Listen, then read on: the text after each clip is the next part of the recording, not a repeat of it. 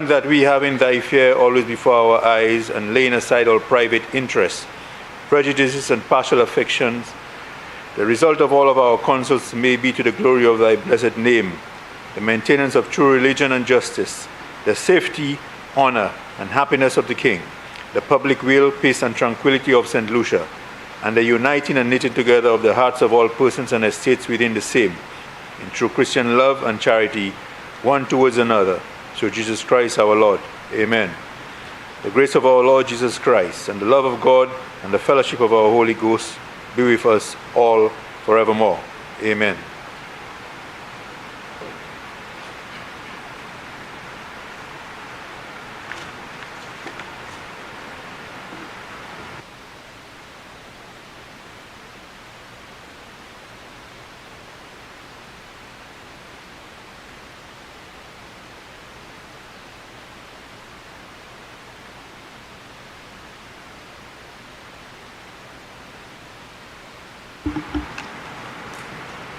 Good morning, members, and I trust members recognize until somebody else arrives, nobody can leave the chamber.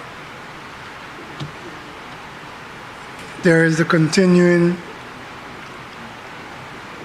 explanation from the leader of the opposition as to his absence today.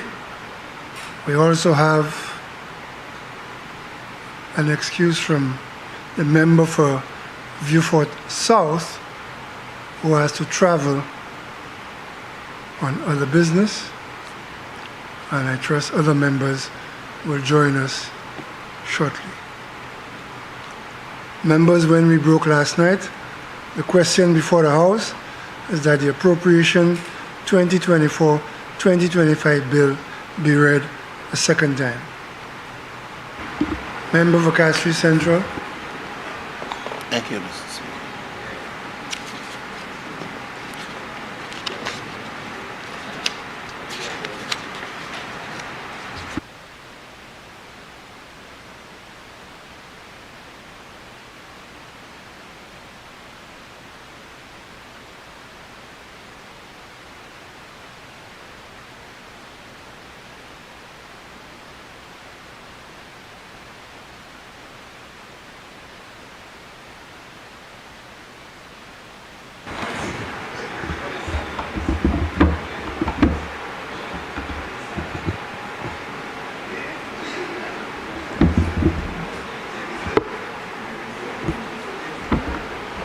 Thank you very much, Mr. Speaker.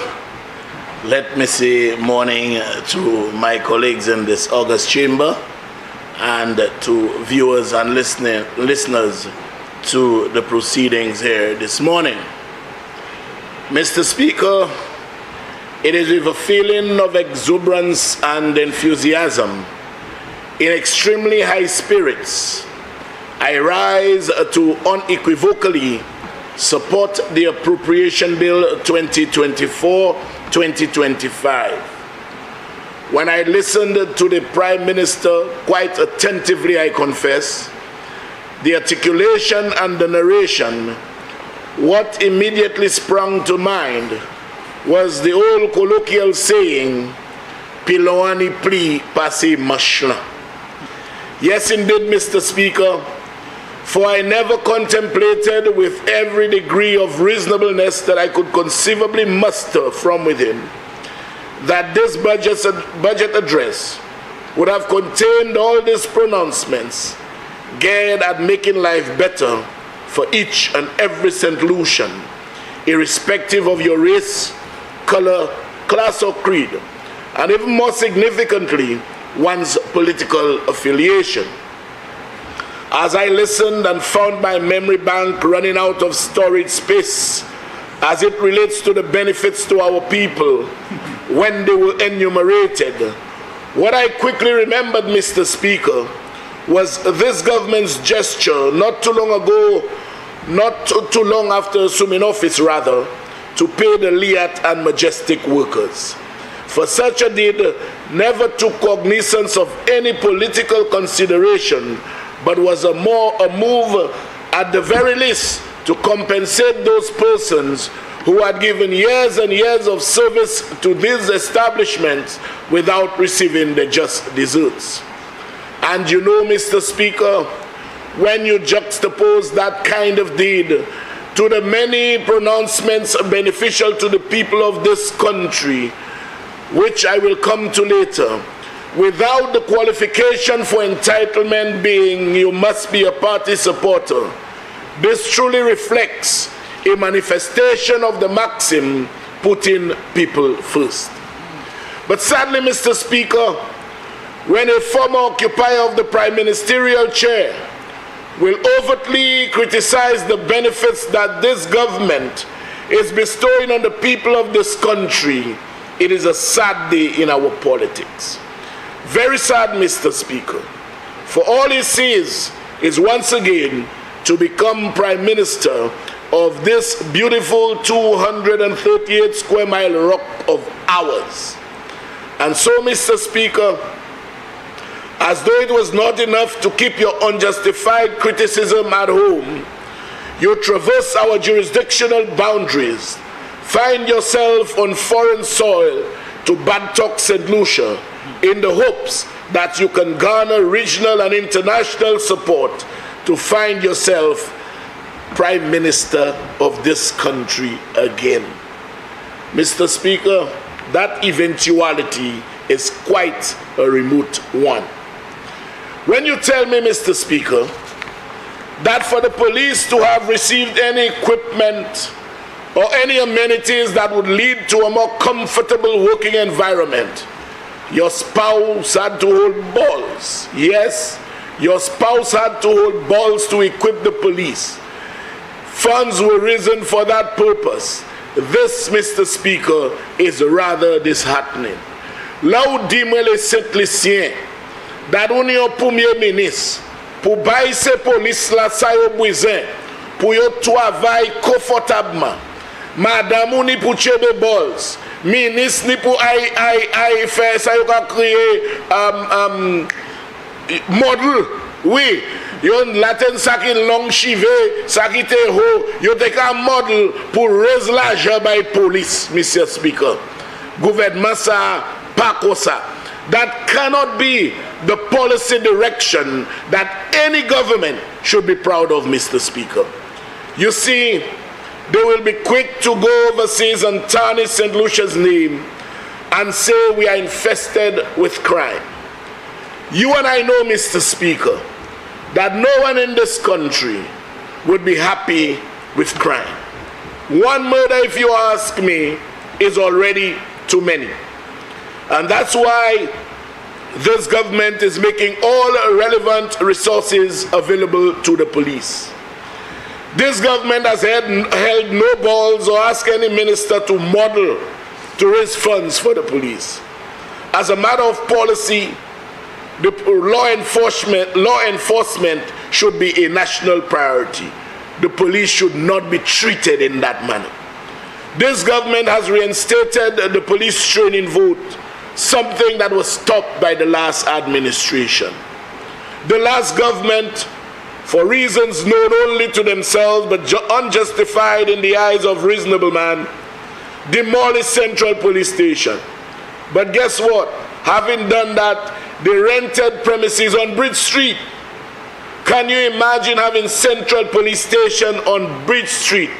In my humble view, this is not a location suited for a police station, let alone Central Police Station. The logistical necessities for a police station, Mr. Speaker, are all absent in that location.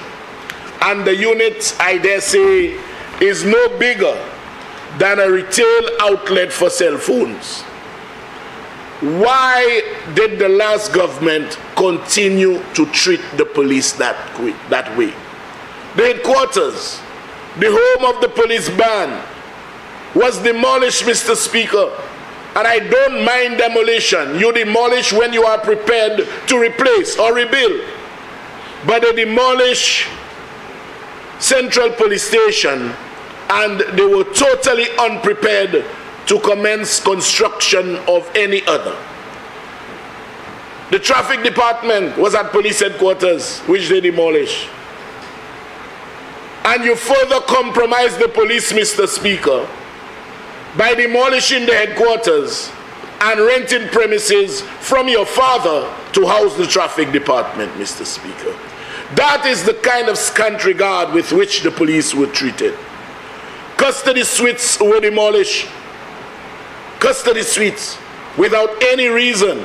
And today, Mr. Speaker, they are the very ones who had done all in their powers to ensure that the police are not properly equipped with the relevant necessities to combat crime. But they are the very ones who have everything negative to say about an assiduous effort, Mr. Speaker, by this government to right their wrong. Even Coco, Mr. Speaker, from his vantage point in very close proximity to our Maker, God bless his soul, can see what this government is doing in relation to national security. This government has reinstated the police training vote. The most vehicles in less than 3 years.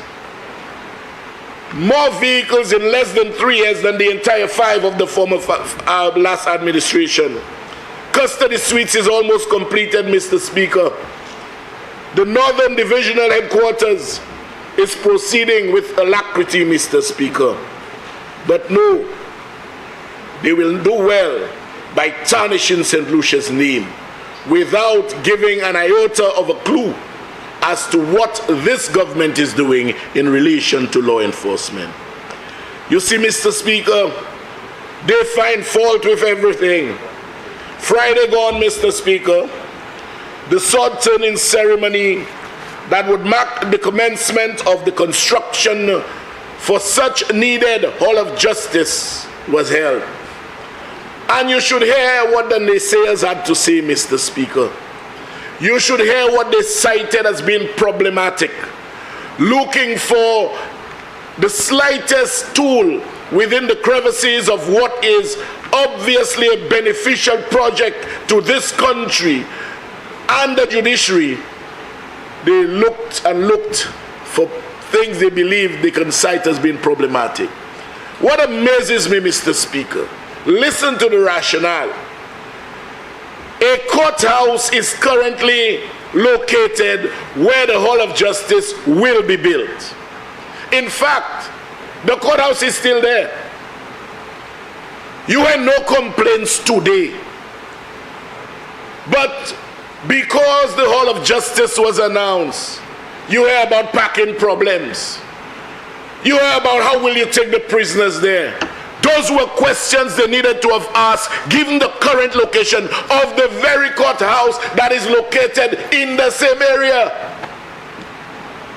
Ask them about parking for the current location. Ask them how prisoners get there.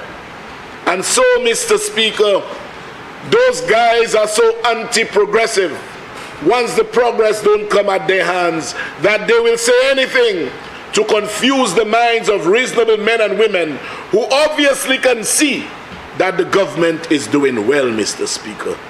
All sorts of foolish concerns, all sorts. You would swear the place never had a courthouse before. But you see, Mr. Speaker, what they would prefer us to do is to rent rather than build. Let's keep on renting. Mr. Speaker, the judiciary is spread all over the length and breadth of Castries. Courthouses at Point Seraphine, can you imagine a duty-free shopping center? All over the place. But no, they have a problem with a centralized location. Mr. Speaker, talking about renting, let me say something about rental expenses. Mr. Speaker, the Hall of Justice has been built on an agreed sum of $143 million. This has been done through a build agreement. Build, operate, lease, and transfer. And once the government pays its lease quarterly, at the end of the agreed period, the asset is transferred to the government for $1. We don't have to borrow any money to get the Hall of Justice constructed. We are getting it fully done, fully constructed, Mr. Speaker, and eventual transfer for $1, Mr. Speaker. You see, Mr. Speaker, it is that kind of vision that the former government lacked. They found the same arrangement with Uranora International Airport. What did they do? They mash it up, Yokwaze. They paid a penalty for breach of contract for almost $3 million, Mr. Speaker. And on top of that, go and borrow $500 million to put debt on this country to get the airport going, Mr. Speaker. And guess what? The biggest project in the history of this country, funded by us, was by way of direct award, Mr. Speaker.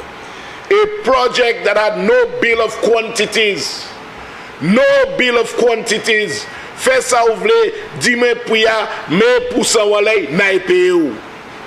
is how it was, Mr. Speaker. I fesa ouvle, ek di mwen sa ou fe, nou kay gade, nou kay me ou pou sa leg, nou kay pe ou. When you are not dealing with your money and you don't have the interests of the country at heart, those are the kind of egregious decisions that you make or take, Mr. Speaker. They would prefer renting than having our own. Mr. Speaker, for the financial year 2016, and I had to go down in the books to find it. For the financial year 2016-2017, our rental expense per annum was in the 30s, 30-something million a year. When they released it, Mr. Speaker, it was nearing 70 million, 68 million to be exact. The former administration in one term, doubled our yearly rental expenses. And you're telling me when you double it, almost $70 million, you know. And guess what, Mr. Speaker? That amount did not even take cognizance of the diamol which this government has to honor at over $1 million a month. Mr. Speaker, sou when you take kite gouvernement sa la se chwe yo de gay chwe set lisien. Le yo a chwe, nou take a pay about $20 million par l'année. Le yo la je a 68 million. Yo pres double ek alesa yo kite yo bill banou pou dahemol yo $1 million par mois pou 16 lede edimi. And by the time we finish pay the rent on Dahemol, we would have paid a total of almost $200 million a month, Mr. Speaker. And what is even more disheartening is that as they were doubling our rental expenses for the year, they were busy patronizing their families, renting 5 offices from the father of the Prime Minister in the process, Mr. Speaker. You know? Including the traffic department, you know. And then you ask them about conflict of interest. Mr. Speaker, in my humble view, this far surpasses what the periphery of conflict of interest would entertain, and it encroaches on the borders of corruption, Mr. Speaker. That is my view. It borders on the periphery of corruption, Mr. Speaker. Mr. Speaker, between Ministry of Home Affairs and Ministry of Justice and the Public Service, government spends about $27 million a year in rental. 27 million of the over 70 million which the rental bill now stands at. So if we do the maths correctly, Mr. Speaker, we are paying $70 million a year in rent. Hear this well, Mr. Speaker. We got a building to be built on a bolt agreement for $143 million. It means, Mr. Speaker, if we take all our rental payments for 2 years, we can knock off the bill related to the halls of justice, Mr. Speaker. Totally knock it off. But guess what? The halls of justice would save this government some $27 million a month. So it makes every sense, Mr. Speaker, to have undergone with that agreement, to ensure that the asset is ours, and we are saving some $27 million a month, which would have gone to rental for the various agencies, Mr. Speaker, that would utilize the Hall of Justice, Mr. Speaker. So, my view is, Mr. Speaker, let's examine the pros and cons of moving in that direction. And you know, it is that kind of never-ending commitment to pay rent in perpetuity that provided the NHC under my watch to move in the direction of property ownership. From 1956, Mr. Speaker, from 1956, the NHC Act was formed in 1957, but from 1956, 58 years, the National Housing Corporation had been renting premises, Mr. Speaker, had been renting spaces all over the place, left, right, and center, moving from one office to another. This has stopped with the acquisition of their own office, but not before, Mr. Speaker. We were lambasted by the opposition. We were lambasted by the leader of the opposition and his cohort, Mr. Speaker. All sorts of defamatory accusations were leveled at me, resulting in 3 court cases. 3 court cases, Mr. Speaker. But you know what? The Prime Minister has always told us, keep your eyes on the prize. And we proceeded with alacrity and without being disturbed by the noisemakers, Mr. Speaker. The mission had to be pursued, and this humble servant shall not be derailed. Mr. Speaker, would have heard the Prime Minister made reference to the commencement of a series of housing projects in various localities. Mr. Speaker, at the National Housing Corporation, we have an approved set of drawings with 5 similar buildings, Mr. Speaker.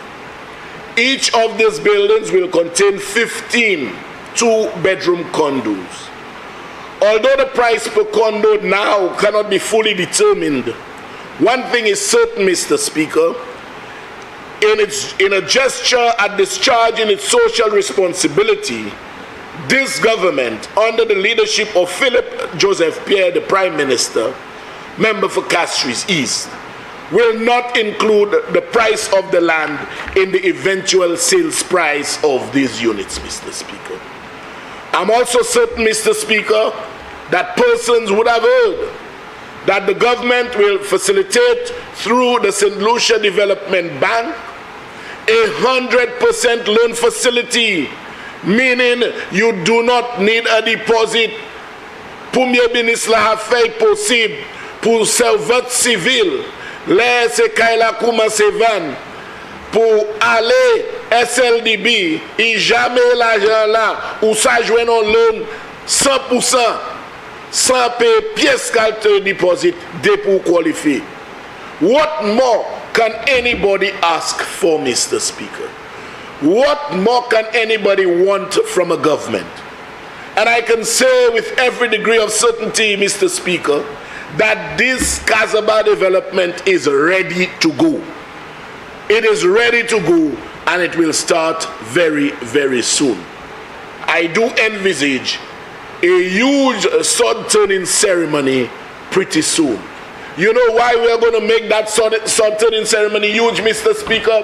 For the last 5 years between 2016 and 2021, the last administration did not build one house. Pas même au foucault pour y faire. Naïdi ça pas toi. Pas même au caloche pour y faire. Mr. Speaker, at gouvernement flaboté à power between 2016 et 2021. Pas même au caloche pour y faire by maison. So we have come in, we have acquired the lands, we have gone to this year, we have approval, and we are ready to go. That is how a government works in the interest of its people, Mr. Speaker. And so we will make that sword turning ceremony huge. The feature address will be delivered by the member for Gros Islet, who's quite excited, Mr. Speaker. Other developments like Rock Hall will be on its heels, Mr. Speaker. Mabuya Valley as well, it's a plan that can be replicated anywhere because it has already received approval. It's a matter of site approval with this year and we're good to go. Mr. Speaker, this is good news as the government will be in a position to sell the houses at concessionary prices. Why is it such good news? Because the government, with its visionary ability, has added to its investment portfolio under the CIP housing. We have added housing, Mr. Speaker, so we can sell houses to our people at a concessionary price. That is the vision of the government in putting people first, and it is to the forefront of national policy, Mr. Speaker. But what does the opposition do? They go about spewing loads and loads of misinformation, get at pointing fingers of shady dealings on this government. Shady dealings, you know, shady dealings. Can you imagine the last administration with that last prime minister and that last member for Castries Southeast, is casting aspersions of shady dealings on this government, Mr. Speaker? Mr. Speaker, it was the last administration that reduced the CIP qualifying figure from 200,000 to 100,000. They were the ones who do it. And we found it there. And we have not interfered with it, Mr. Speaker. We have not interfered with it. Dernier administration, jwen bagay la $200,000. Souvle vini citizen set lisi. Abachas ne Mampu, Miku South, yo bese pou yo 100,000. Yo ki bese. Me a cholma yo ka pale tout kalte brouhaha. According to gouvernement sa ki fay, Mr. Speaker. We found it like that. We have not interfered with it. Mr. Speaker, pursuant to offers from investors, the government has entered into several contractual arrangements to execute programs such as housing on behalf of the people of this country. Mr. Speaker, all those contractual arrangements bind government to accept the $100,000 which it inherited as consideration. Personally, Mr. Speaker, I have no difficulty with the government taking a joint position on many issues. But the question is, how can you enter into a joint agreement which in a nutshell is asking you to raise the cost of participation in the program when you have contractual obligations which if you breach, you can be sued for hundreds of millions of dollars. Ignite this up, gouvernement hen puis passeport pour te $200,000. En bas dernière administration, yo baissé pour yo 100,000. Gouvernement ça la joine là, yo poko toucher. Asou ça yo joine là, yo ni on shy contract that yo entré ou puis ça là yo $100,000. Pendant temps ces contrats ça là poko fini. Pendant temps moun ka espérer pour gouvernement faire ça yon pour faire. Ou pas ça jos dit c'est mouna nous ka chorer pour ya aller ou. Ça fait c'est mouna sous nous combien millions de dollars, Mr. Speaker? Combien $100 million? We must understand, Mr. Speaker. Investors plan all their investments. They borrow money if it is necessary. And let us say you sign a contract for $50 million. $50 million. How on earth, Mr. Speaker, a month after, you have 2 years of performance, the consideration is $50,000. 2 years after, you want to tell them we can't take 50 million again, it's 100 million. How on earth can you do that? But the leader of the opposition wants to hold the government to ransom, to break the law, and to subject the people of this country to lawsuits which taxpayers would have to foot. You know? So, Mr. Speaker, that's what he wants the government to entertain, Mr. Speaker.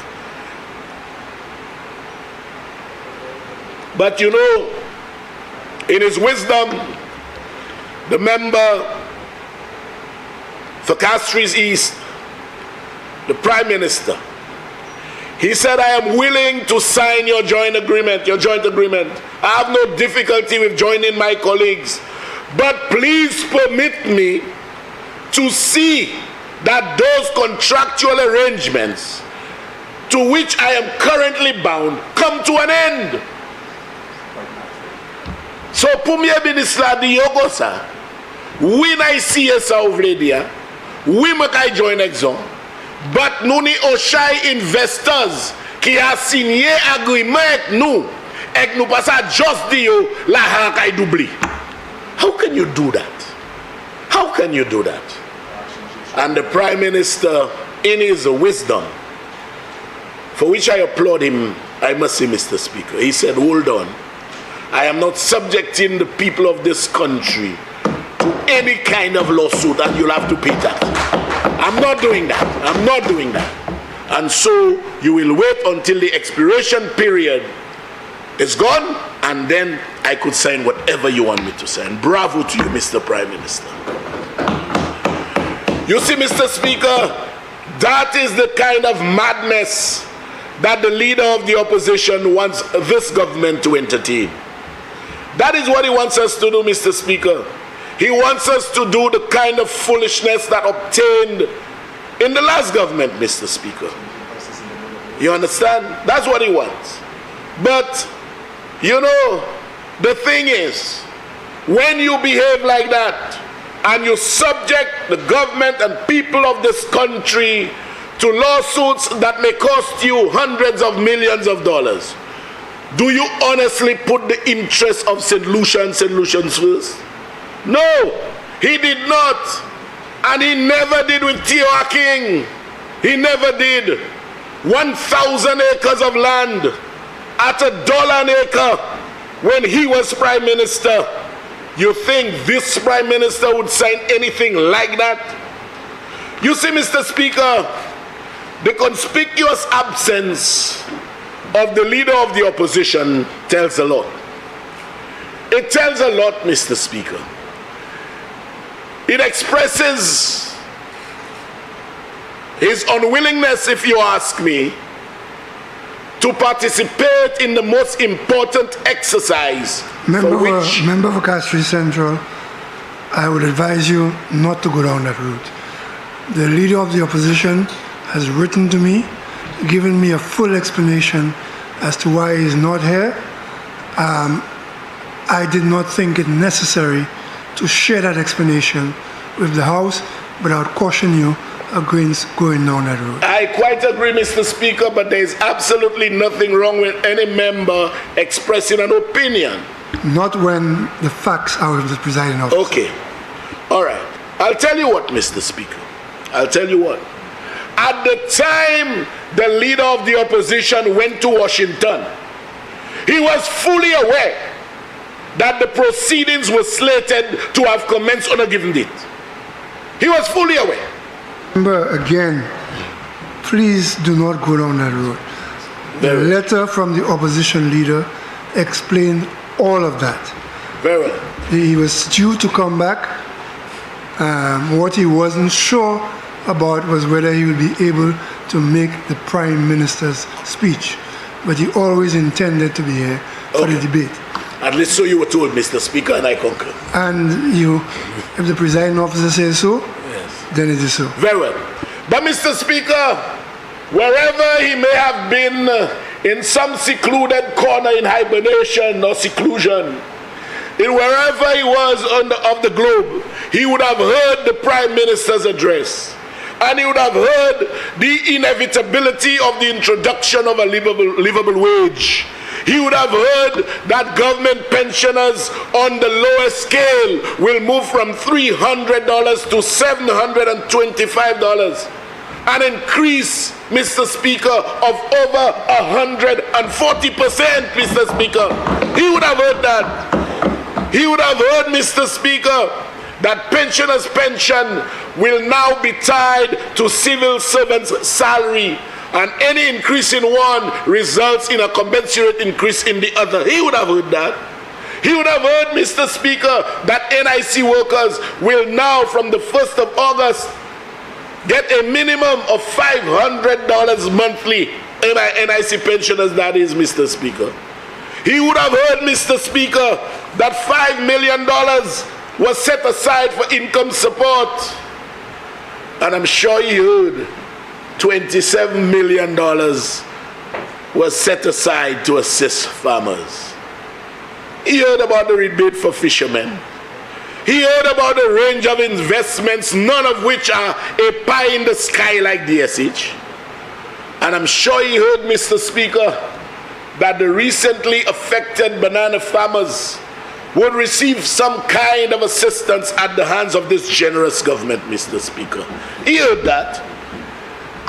I'm sure he also heard that there is 100% mortgage for civil servants. And yes, he did hear the tax amnesty and elongation of the period, Mr. Speaker. I'm sure he heard that as well, Mr. Speaker. I'm sure he heard, as a property owner, at least his father is, that the government has put in place an incentive package for persons with property in the city to enhance the aesthetics, Mr. Speaker. I'm sure you heard that, you know. I'm sure you heard that. So, you know, Mr. Speaker, there were benefits galore. And like the death announcement say, too numerous to mention. They are so numerous that I cannot enumerate them even within the totality of my allotted time, Mr. Speaker. So many benefits, benefits to everyone, from child to adult, Mr. Speaker, from red to yellow, from tall to short. Tall to short, I remember that phrase, Mr. Speaker. Black to white, for everybody, Mr. Speaker. You see, there is no way any leader of opposition whose interest is the people of this country would have had the audacity to come in this chamber and to say that this budget is nonsensical, Mr. Speaker. Mr. Speaker, what is most phenomenal about this budget is that the benefits bestowed on the people of this country without the imposition of $1 tax on the people of this country. And I'll say that in part, Mr. Speaker. Moi vle di ko sa, tout sa mwen pale about la, tout sa se fama, mortgage by civil servant, tax amnesty, incentive by moun pou fe building yo gade bel. And you know, I rather suspect, Mr. Speaker, I left out one. There are so many wellness centers being refurbished. I don't know if one will find comfort in making a home there, because I rather suspect certain members of the opposition may find refuge or solace in going to a wellness center, Mr. Speaker, after this budget is implemented. So, Mr. Speaker, all of that, tout ça, gouvernement ka fait, gouvernement décidé, il pa ka mette $1 tax, pas même chle tax, en rien, by Pascal Timoun, Mr. Speaker. And yet, absolutely no new taxes. And yet, I heard yesterday the member from Swazel spewing some rumblings, Mr. Speaker. And despite making a concerted, assiduous effort, I cannot seem to make any sensible arrangement of what he was saying, Mr. Speaker. Mr. Speaker, they were there for 5 years. For 5 years. Yo pwe l'argent pensionnat. Yo pwe te ka botli. Yo pa bay pensionnat desu. But today, he will say he feels for the pensioners, Mr. Speaker. Huh? Why did you all not address the plight of the pensioners in the more than 5 years you all were there? Rather than giving them their money, you all lent it to a foreigner. Those are facts that cannot be disputed, Mr. Speaker. You know, you feel for them, you know. There is a disease, Mr. Speaker, I don't know if you heard of it. Sahotism. And they suffer from an acute bout of sahotism. And then I'm hearing about the roads in Swaziland. You would swear the roads in Swaziland started getting bad from the night of July 26, 2021. And I heard one long list. And I dare say, Mr. Speaker, I'm not saying the condition may not have deteriorated slightly. But if you're crying so much for so many roads, it means therefore that those roads had already assumed a state of disrepair before this government assumed office. But today you are coming, my road there, my road there, my road there, my road. Avete, somewhat. You know, you cry about, you love the creatives. You love the creatives. Mr. Speaker, I went to Swaziland and I saw the attaché for the member for Swaziland selling charcoal, selling produce and other stuff in the craft market. In the craft market. Mr. Speaker. But I must say, persons might not know, I have to leave, Mr. Speaker. We have the launching of the Junior Jazz, and I'm supposed to address the gathering. You know, I went to Swaziland, a craft center built for the people. Atasho kavan shebo ada, I kavan produce ada. Akodi se saliki la, you know, la place likite la. You speak from both corners of your mouth, member from Swaziland. On the one hand, Mr. Speaker, and I drew it to his attention right there and then yesterday. On the one hand, he says this government did not complete anything they started. And on the other hand, everything that is good, he's saying it was at the instance of his government. Tansa igadi lesetlesi. Igadi. Aye, yokuma se nous pas fait. Nous pas continuer. Nous pas fini. Mais allez l'autre side bouche li gadi, tout ça nous fait, c'est yo qui me ba place pour nous faire. What are you saying? What are you saying? You know, Mr. Speaker, the member from Swaziland Saltibus has the audacity to say we have no transparency in relation to St. Jude. I mean, when I heard that, Mr. Speaker, I was asking myself, who's that person talking? And I swear it was a figment of my imagination, because I cannot believe what you have put this country through. You have the audacity to speak to transparency. Cannot believe that, Mr. Speaker. Cannot believe it. Mr. Speaker, I don't know if he remembered the time he was in government. If that's the era he was referring to, I would understand. This is the very man, Mr. Speaker, the very man who signed the DSH agreement, later admitted on tape to the media that he did not read it, but he signed. He later admitted it contained clauses that are against St. Lucia.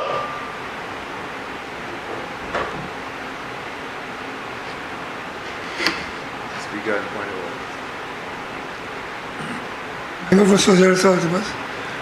Right on the point of order, Mr. Speaker. The member is misleading this House. I have brought it to his attention on several occasions that what he is referring to about me indicating that I did not know what I signed is a false statement. What I said, Mr. Speaker, at the town hall meeting in what I was asked about. But did he say you did not know? I never said that. He said you did not read. He said that's what he said. I did not read. But you don't have to read to know. No, but he's misleading the House, Mr. No, Speaker. what exactly is it?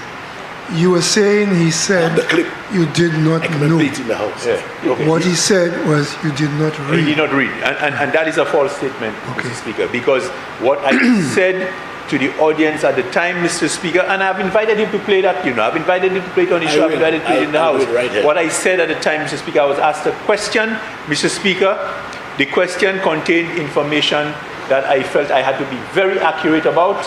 And what I told the audience at the time is, I cannot recall what they were asking me about, Mr. Speaker. I cannot recall reading that in the agreement. That is exactly my words.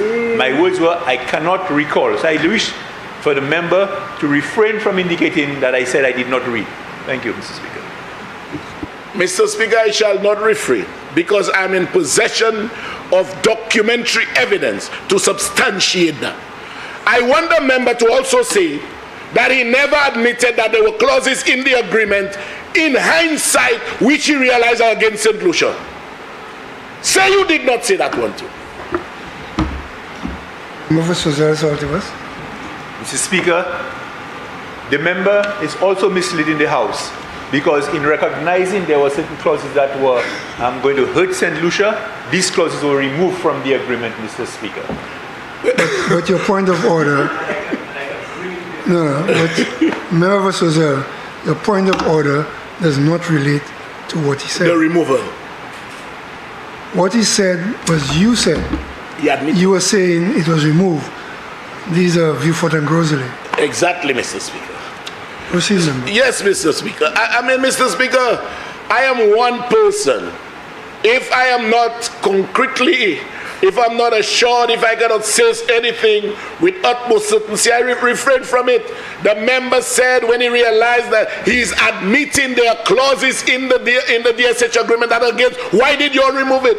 You said so, I have the clip, and that will, anyway, Mr. Speaker, I'll leave that another place. Yes, but you see, and today, Mr. Speaker, you are the very one talking about transparency. You signed an agreement with a clause that was against the interests of this country. By your admission in this August chamber, the clause was removed. You admitted it was removed. Why was it removed? Because it was against our interests. And today, you have the audacity to speak to transparency. 1,000 acres of land? Huh? 1,000 acres of land, $1 an acre, selling passports and putting the money in an overseas account to which we, the government and people, have no access. You know, escrow. Point of order, Mr. Speaker. You know, Member Sozal? Mr. Speaker, I believe the member is also misleading the House to indicate about selling passports and putting. I am not sure what he's referring to. If you could clarify. But if you're not sure, how can you say You seem to be referring to me. Because you say the member shows they're selling passports and putting. no? I'm saying, but if you're not I sure, want to clarify because it's misleading. if you're not sure what he's alluding to, how can you be sure he's misleading? Because he's referring to the member of shows and Solibus, which is me, Mr. Speaker. Yeah, but you're not sure what he's saying. So I wanted to clarify, Mr. Speaker. I'll clarify, Mr. Speaker. Okay, that's fair enough. The member for Swazel signed an agreement. And within, and the agreement has been made a document of the House has it. In that agreement, the government, represented then by himself and the leader of the opposition, agreed to give T.O. King passports to sell, the proceeds of which will be kept in a foreign account to which the government and people have no access. Si ou di ou pa si yi di sa. C'est ça il fait. Jodi ay ka parle about transparency. Si yo agreement ka di ti yo king, mi yo mil acte, yo dans la parler, mi passeport vani, pour l'argent mais l'autre pays. Mr. Speaker. Member for Sozal? Mr. Speaker, again the member is misleading the House. I wish for the member to bring to this House a document with my signature to show that I agreed for the individual is referring to sell pass. Because, Mr. Speaker, there were 3 other agreements signed after the original agreement that I signed. Okay? So I wish for him to bring that to show that I signed an agreement. Mr. Speaker, I undertake to make that a document of the House. I undertake. You see, the only reason he kept referring to other documents and other documents and other documents. When I came out with the original document bearing his signature, they said it was a fake. They said it was a fake. But Mr. Speaker, the point still remains. How can you now speak on the altar of transparency when you were engaged in that kind of egregious deed, Mr. Speaker? How can you come and talk about, it's like, Mr. Speaker, a criminal having a conviction from here to Castries, from here to Viewfort, sorry. And then he comes. Remember, you can't get a better analogy? Okay, I'm not referring to the member, you know. Right. Very well. Okay, anybody, Mr. Speaker. It's like somebody who's a renowned prisoner. He has spent 3/4 of his life in jail. Now wants to preach to children about, don't commit crime. I'm not saying that people don't change. I'm not saying people don't change. Isn't that the best person? Well, probably. Probably. So you mean then, Mr. Speaker, the hypothesis is the member from Social is best placed to tell us about transparency? Possibly. Possibly, Mr. Speaker. But my point is, let me move on. You cannot. Laissez lycéen, c'est un homme qui a parlé about transparency. Nom salate signé un agreement li ek premier ministre là qui était là. Ada agreement on 1000 actes $ pour l'année. Ada agreement yo dit il sa vendre passeport mais l'argent l'autre pays. Ada agreement nous pas ça toucher l'argent. Pas moi qui dit moi ni agreement. Ek den là no buyback clause. Si le gouvernement n'a pas fait, nous pouvons payer pour tout ça il fait. Après c'est nous. I know it was removed. You know it was. Mr. Speaker, well, that's exactly why you signed it and then you did not read it. After you read it, you caused things to be removed. I have no problem with that. Because all of us make mistakes and the corrective action is what you all did. But don't deny it. Don't deny it. And come here and talk about transparency. I can't believe you. And the other thing, Mr. Speaker, they have this nice boy thing calling the member from Swazel. How can you be a nice boy and be engaged in those egregious deeds? How can you? How can you be a nice boy and involve remotely or otherwise in DSH? How can you? How can you have such disregard for due diligence? How can you? An agreement, you all won the elections, what was it, June 6th? In a couple weeks after, you were signing an agreement selling the soul of St. Lucia. You had regard for due diligence? Nice boy? No, man, no nice boy engages in that kind of conduct that puts St. Lucia at risk.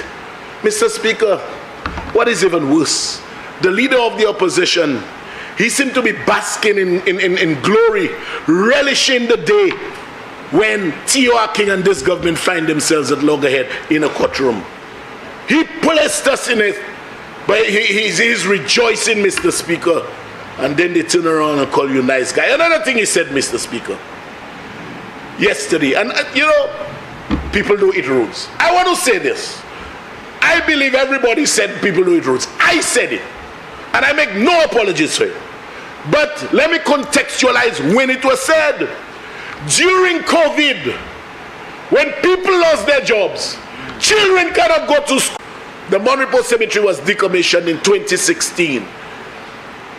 A constituency that had been basically favored or that had its allegiance and loyalty and everything you could possibly think of in terms of association with the United Workers' Party. The cemetery was decommissioned in 2016. The United Workers' Party was in office, and not even the preparatory mechanisms they made to cause a cemetery to be rebuilt.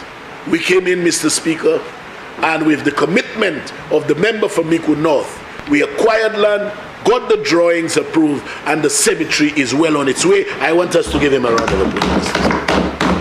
Well on its way, and we will complete it this year, Mr. Speaker. Mr. Speaker, it would be remiss of me if I did not address the situation at Castries Constituency Council, and I'm nearing an end, Mr. Speaker. We came into office and found Castries City Council in financial chaos. Judgments galore, sitting there unsatisfied and accumulating interest. A number of judgments because of the way they went about doing the things, dismissing persons solely because of political affiliation, not doing anything with legal accord, Mr. Speaker.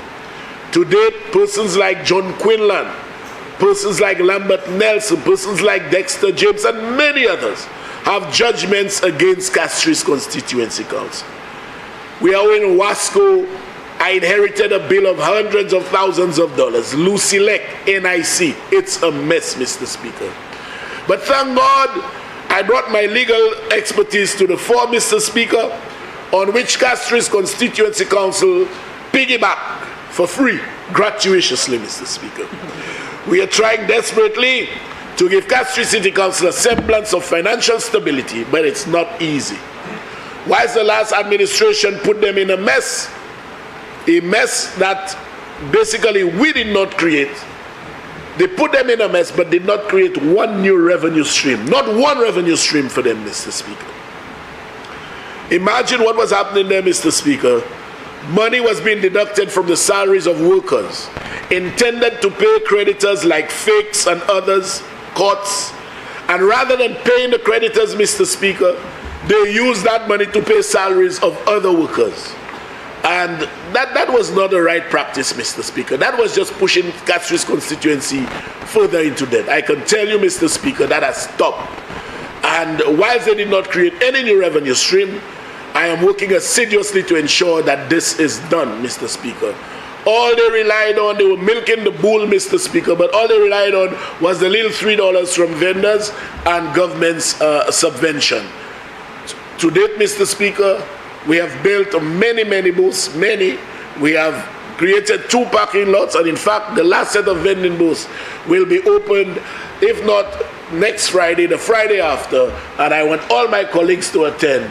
Basically, you can come as well to see how well a district rep discharges his duties as parliamentary representative. I'm inviting you, member from Swaziland.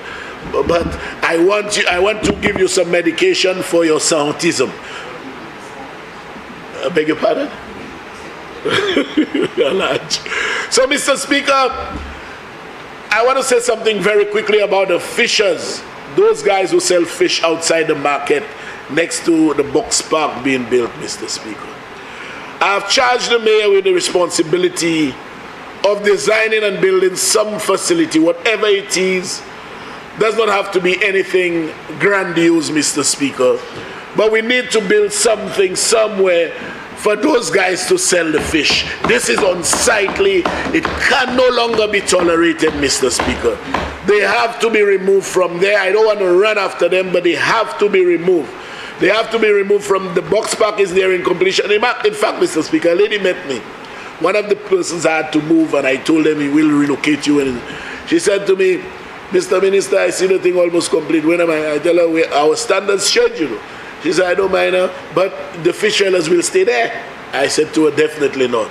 So we are not running after those guys selling the fish. We understand everybody needs to earn a living, but obviously it's not compatible with the tourism product that is in that vicinity. The two are totally incompatible. And health reasons as well, Mr. Speaker, as the Minister of Health just told me. So I'm hoping we can go to the fisheries, find a location, build some booths very quickly, nicely done, not expensive, and give the guys a facility to sell. But what I want to also do is to urge St. Lucians, urge those people who eat fish to go to the fisheries to buy fish. We will leave the guys up there. Once you start to patronize them on the streets, it will make life for us as enforcers difficult. So please, when you want fish, wherever they are located, please go there to avoid what is going on. And the fish again on ice. And we are, as you say that, as he said that, as the minister said that, we are also going to be building an ice facility so that they in very close proximity so they can get ice right there to give St. Lucian a good product. Mr. Speaker, there is nothing much I need to say about my constituency. What can I say? Castries Central? Castries Central, Mr. Speaker, there is nothing else Castries Central needs. Castries Central is in good hands. In this financial year, we will see the commencement and completion. I'm hoping, Mr. Speaker, that December 13th, we ought to have an activity at Serenity Park using the amphitheater which will be constructed therein, Mr. Speaker. At that time, there will be a grand opening to rename the park and remove the name George Mallet on that park and return it to Serenity Park, the original name that was given through a competition by a child of a school in the Castries Basin. So people of Castries Central, I want to take this opportunity once again to thank you very much for the opportunity you have given me to represent you in this August chamber. I want to thank all my staff persons affiliated with me, my PS, the mayor, the MD at housing. I want to tell them, you know, sometimes you all may find I humbug you all a little too much, but the political ramifications, I'm always the one who has to shoulder that responsibility. You know, the Prime Minister always says, when a decision is taken, no matter who takes it, they blame me. And in that regard, Mr. Speaker, whether it's at NHC or at Housing or at Castries City Council, I have to ensure that I have received the protection I think I deserve as a politician, even if I don't mingle in the day-to-day operations. So sometimes, Mr. Speaker, you know, you call them and you... So I want to tell them, Mr. Speaker, it has been good working with them. I am hoping that I will be working with them for the next 15 years. That may not bring a smile to the face of the member for Swissel Saltibus, but I do believe that the people of Castries Central, they have expressed their faith and confidence in me. I have knocked on the door 4 times, and on all 4 occasions, they have opened and let me in. My report card will be presented to them in the not-too-distant future, when this wise man from the East, the Prime Minister, who is second to none, when he decides that the time is right, I will present my report card to the people of Castries Central. And I am almost certain, Mr. Speaker, that with a greater mandate, they shall return me to this chamber to continue the work which I have started and by which I will be judged. Having said this, Mr. Speaker, once again, I want to thank the Prime Minister for giving me the opportunity to serve. I want to say overtly that I work in a cabinet of ministers where camaraderie is at the top. Out of 100, I would say 101.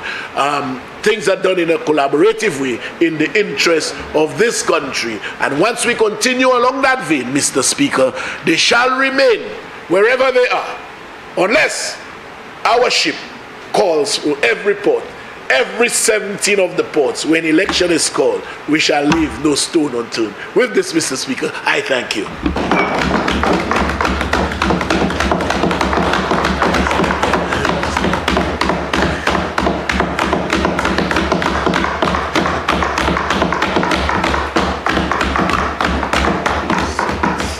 That's good.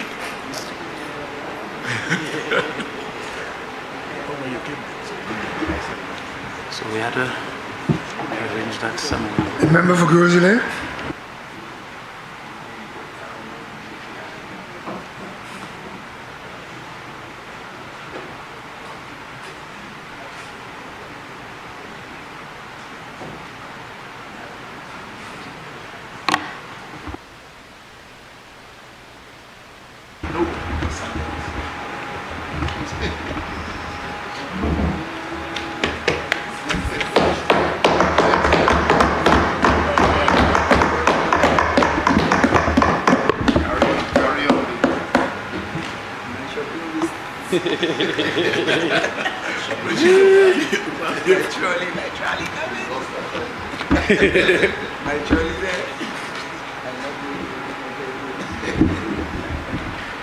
Mr. Speaker, I rise to throw my support behind this appropriation bill.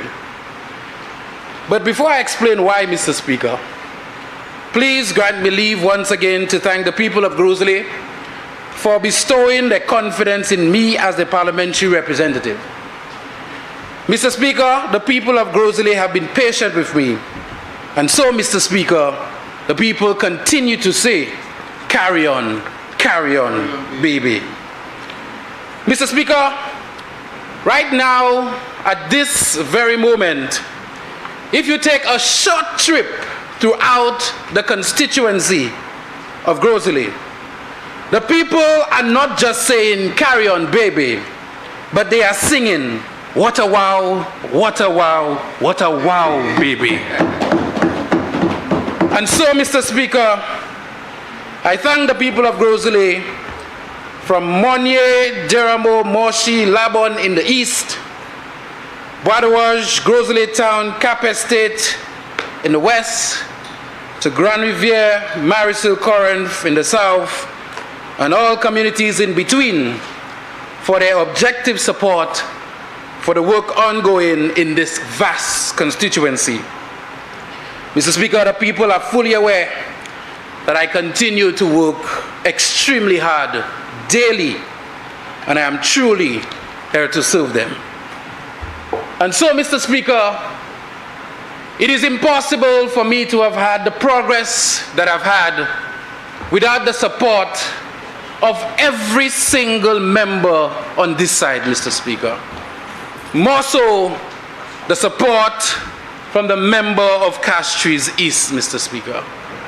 And so, Mr. Speaker, I continue to toil, and I continue to strive, and I continue to do the very best that I can for my people by staying on the ground, having community meetings, keeping them updated through our social media, but ensuring that every ministry from tourism to health, to the public service, to agriculture, to infrastructure, to social transformation, to finance, to housing, is always engaged in the interests of the people of Gros Islet.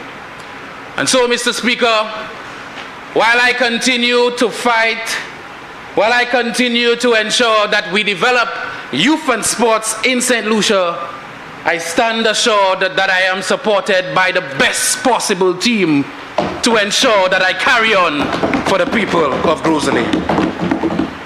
And so, Mr. Speaker, I rise to give not a scorecard, as the member for Soufrière did, but to give an indication through this appropriation bill, some of the developments from my ministry, and some of what we have planned going forward as we continue to do our very best to ensure proper youth and sports development in this country.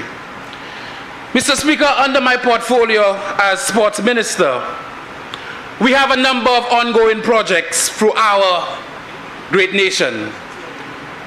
One of the projects we have, of course, Mr. Speaker, is the continued development of the Darren Sammy Cricket Grounds, Mr. Speaker.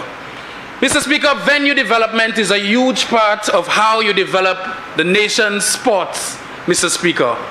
And so, Mr. Speaker, at the head of our sports thrust this year, Mr. Speaker, is the upgrades that we had to have made to the Darren Sammy Cricket Grounds. And Mr. Speaker, later on, I'll be delving deeper into some of the discussions in this House, in the public, and in the region as it pertains to work ongoing at the Darren Sammy Cricket Grounds. But Mr. Speaker, at this point, I will let all of St. Lucia know that we are at least 90% complete in terms of the renovations at the Darren Sammy Cricket Grounds. We are ahead, Mr. Speaker. And if you speak to any member of Cricket West Indies in the region, St. Lucia has set the standard for how you develop a cricket grounds in this region, Mr. Speaker. And so, we expect festivities, Mr. Speaker, at the Darren Sammy Cricket Grounds. Mr. Speaker, while I remain on ongoing projects, I'll come back to Darren Sammy a little bit later. The Bellevue playing field, Mr. Speaker, is currently under construction, Mr. Speaker. This is the home ground of our next superstar, Naomi London, Mr. Speaker. And we felt it necessary to continue to develop that training ground. And of course, we will see very soon the construction of the stands, and we expect pristine green grass for these people of Vieux Fort North, Mr. Speaker. Mr. Speaker, Crossover Park in Labrie, the work has commenced, Mr. Speaker, to ensure that there is proper lighting on this facility. Labrie, of course, is a top-tier team in football in the semi-pro league, and they've been begging for lights on the playing fields for a number of years, and so we've started the work at Crossover Park, Mr. Speaker. Mr. Speaker, we know the story of Mindo Phillip Park. Mr. Speaker, Mindo Phillip Park is the ground that both the best cricketers, the best footballers, the best athletes in this great nation. And Mr. Speaker, it was sad to see the deterioration that this government inherited as it pertained to the Mindo Phillip Park.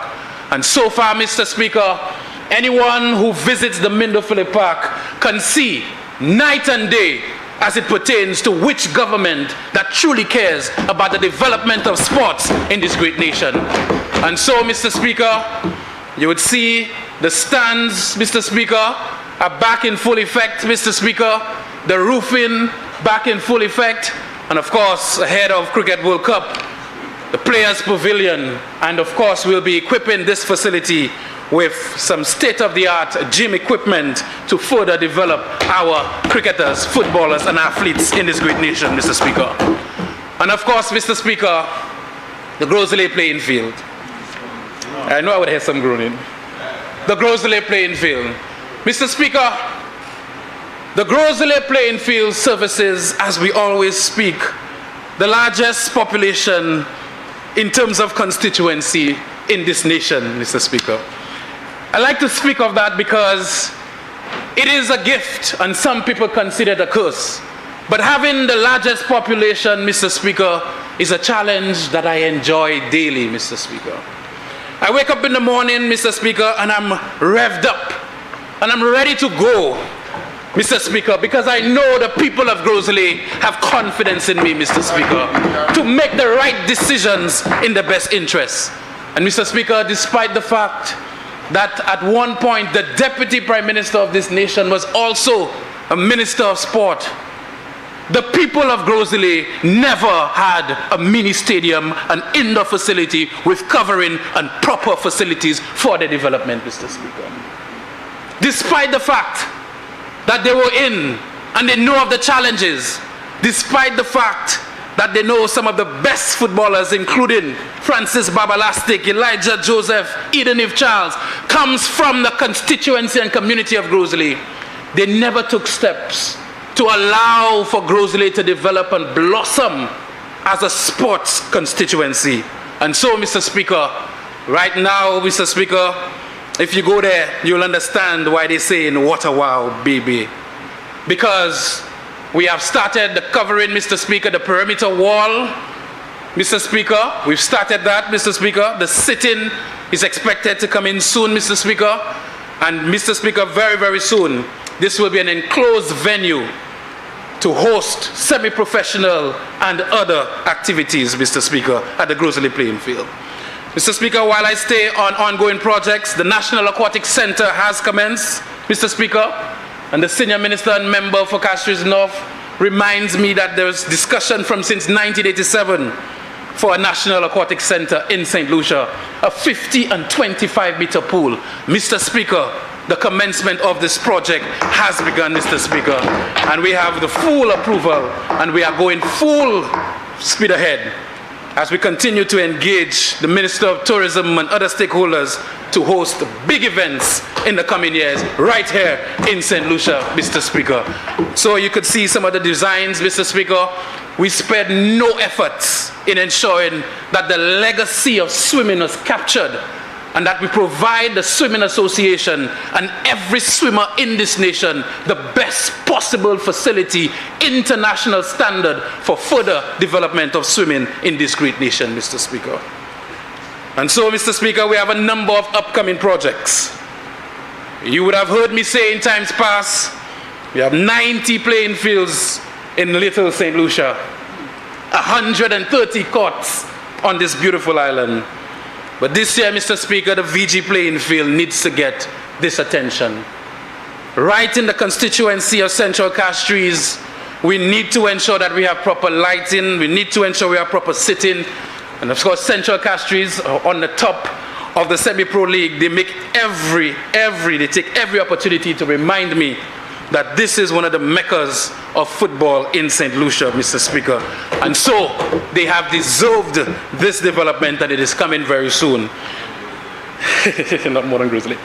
The Grand Ravine playing field, Mr. Speaker, is going to be getting some lighting.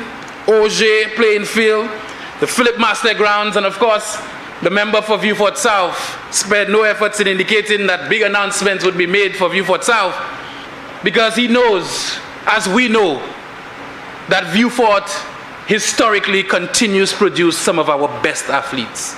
And with this Ministry of Youth Development and Sport, we are going to do our very best to ensure that the facilities in Vieux-Fort are kept at the highest standard. And so the Philip Master grounds, shortly after budget, financing had already been identified, will be getting attention, including the lights and seats and the surface, the cantonment playing field, as well as the multi-purpose court in the community of Vieux-Fort, Mr. Speaker. Mr. Speaker, we have a story of Leclerc. They literally came from the bottom in football and made it all the way to the top in a 2-year span, Mr. Speaker.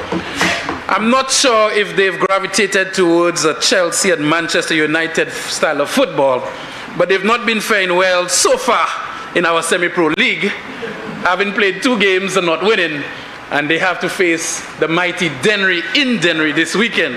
And so I'm not sure what have happened over the last 2 months, but I would advise them to gravitate towards the Arsenal type of football to get back on track. But Leclerc continues to ensure that they are well organized. They are sponsored. They are well coached. The Prime Minister just walked in and asked it about Manchester United. And I'll say it again so that he could hear. Leclerc was on the right path in football. In 2 years, they moved from the bottom of the 2nd division. They moved into the top tier of football and went all the way to the top of the top tier of football. But over the last 2 months, they've gravitated towards a Manchester United style of football, and they've fallen for the cracks, Mr. Speaker. And they are following in the Chelsea mode and taking 5 for 5 as well. So I certainly hope that they will go. Remember Castries North?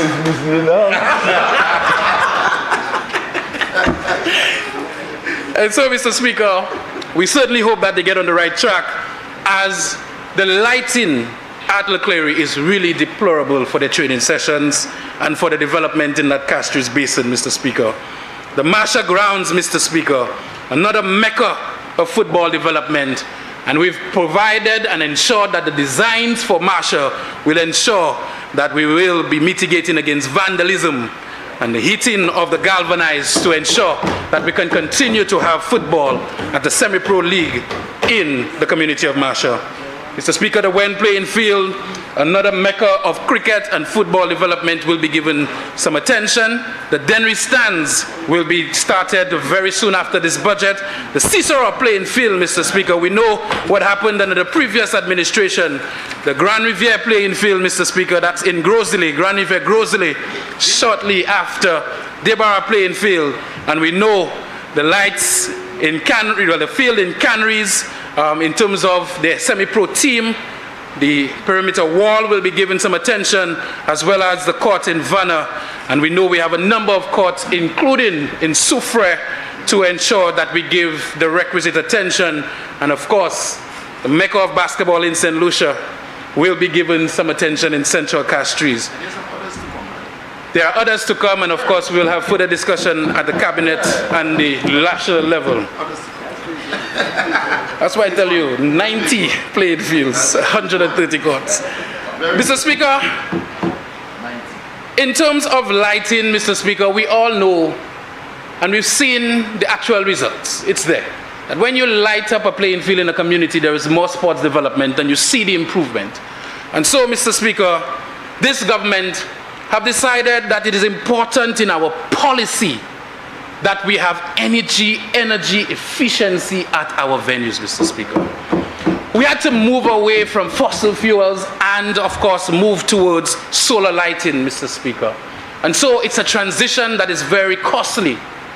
And so we took the position that we are going to have a pilot project, and the pilot project was done at the Corinth playing field. And Mr. Speaker, I make no apologies for using Corinth as that pilot.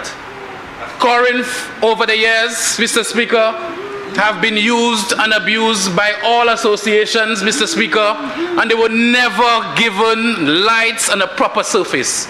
And so, Mr. Speaker, we went into the community of Corinth and we ensured that we did it properly. We got every approval, Mr. Speaker. We erected an area for battery storage, Mr. Speaker. We used the Corinth Secondary School, Mr. Speaker, to put the panels on top, Mr. Speaker. And then, Mr. Speaker, we have a backup generator that will ensure that this facility is used and used efficiently, Mr. Speaker. And so, Mr. Speaker, this is the model that we are going to use throughout this country as we transition to LED, to solar, and having a backup at our venues, Mr. Speaker. And so, I say congratulations to Grand Yves Marisol Corinth for GMC United and the surrounding communities who came out and really enjoyed the festivities on the Corinth playing field. And of course, you will see the first goal scored under light at the Corinth playing field was by yours truly. And we showed them exactly how we get it done.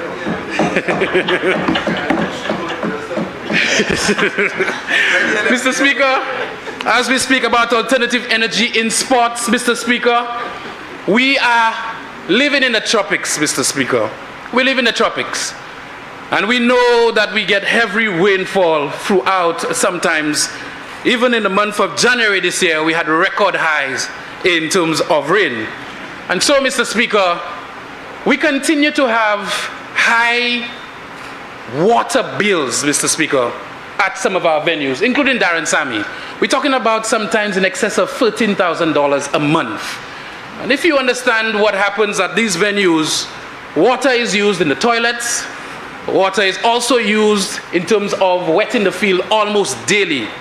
And so what we've decided in terms of our policy is to transition into having cisterns that we can use for rainwater harvesting, Mr. Speaker. Again, Mr. Speaker, we are not just thinking about now, but we are thinking about our future. The cost in terms of installation is a bit high, but we know over the years we will recover this very, very easy. And so, Mr. Speaker, part of the works that will be ongoing at the Darren Sammy Cricket Grounds is the construction of a proper water system, Mr. Speaker. And so, we'll replicate this again throughout St. Lucia. Mr. Speaker, going straight into some of the programs that we have ongoing, Mr. Speaker, Island Champs. Mr. Speaker, we know for years Intersect, Mr. Speaker, was just not being attended and given the attention of the wider society. And so, Mr. Speaker, this year and last year, we took the approach that we are going to have our inter-schools competition on the weekend. Last year, we started the consultation, and it was felt that we were not entirely ready. But this year, Mr. Speaker, through the efforts of the Minister of Education and his team, in collaboration with the Ministry of Youth Development and Sports, and through the backing of First National Bank, who pumped $100,000 into our young people, we were able to have Island Champs for the first time in our history on the weekend, Mr. Speaker. And so, we saw the festivities, Mr. Speaker. We saw some of our best athletes come out, Mr. Speaker. And we're certainly hoping that we can identify our next Julian Alfred, Naomi London within these people. And Mr. Speaker, with Island Champs, one thing has gone unsaid, Mr. Speaker, and that is the investment the Ministry of Youth Development and Sports has made into footwear, Mr. Speaker. For years, we saw athletes running all over this country and running, Mr. Speaker, barefooted, Mr. Speaker. And so we took the approach from last year. And in fact, I remember the member for Denry North during his time buying track shoes to provide for our athletes. And so 98% of all athletes were running with proper footwear, Mr. Speaker, at this year's event. And we are working towards ensuring at the primary school level And at that secondary school level, we are at 100%, Mr. Speaker. We also had the inter-district competition at Soufrière, Mr. Speaker, and we saw some of our best athletes from the primary school, Mr. Speaker, really were on display, Mr. Speaker. A lot of talent, a lot of individuals that are in training programs, executing, and it's no wonder that St. Lucia is doing so well in sports, Mr. Speaker. Mr. Speaker, as a Ministry of Youth Development and Sports, we also ensured that when we came in, that we gave as much attention as possible to every young person, even if they have sporting activities at their home. And so for the first time, we ensured that we enacted and we put in place an alternative sports section at the Ministry of Youth Development and Sports. And so, Mr. Speaker, in our alternative sports unit, we had some challenges, obviously, in finance, and so we had to ensure that we did our best, that persons who are involved in drag racing, in BMX riding, persons who are involved in chess, Mr. Speaker, were given that opportunity. And so you saw for the first time, the second time, Mr. Speaker, our inter-schools chess competition with scores and scores and scores of chess players at the Gros Islet HRDC in meaningful competition, Mr. Speaker. That is what we saw when we decided we needed an alternative sports season. And so we see drag racing continue to develop, over 300 individuals from the region coming in for our drag racing event. And we're expecting that this year, with this budget, to really spread the pie and ensure that every alternative sports section is given attention, Mr. Speaker. Mr. Speaker, the Semi-Pro Football League, leveraging football to transform lives, Mr. Speaker. Leveraging football to transform lives. This is what this government is about, Mr. Speaker. Mr. Speaker, when I first spoke to the member for Castries East about establishing, Mr. Speaker, a semi-pro football league, his initial reaction was, and you know sometimes he has a little stammer, let's do it now. We need to do this for our young people right now.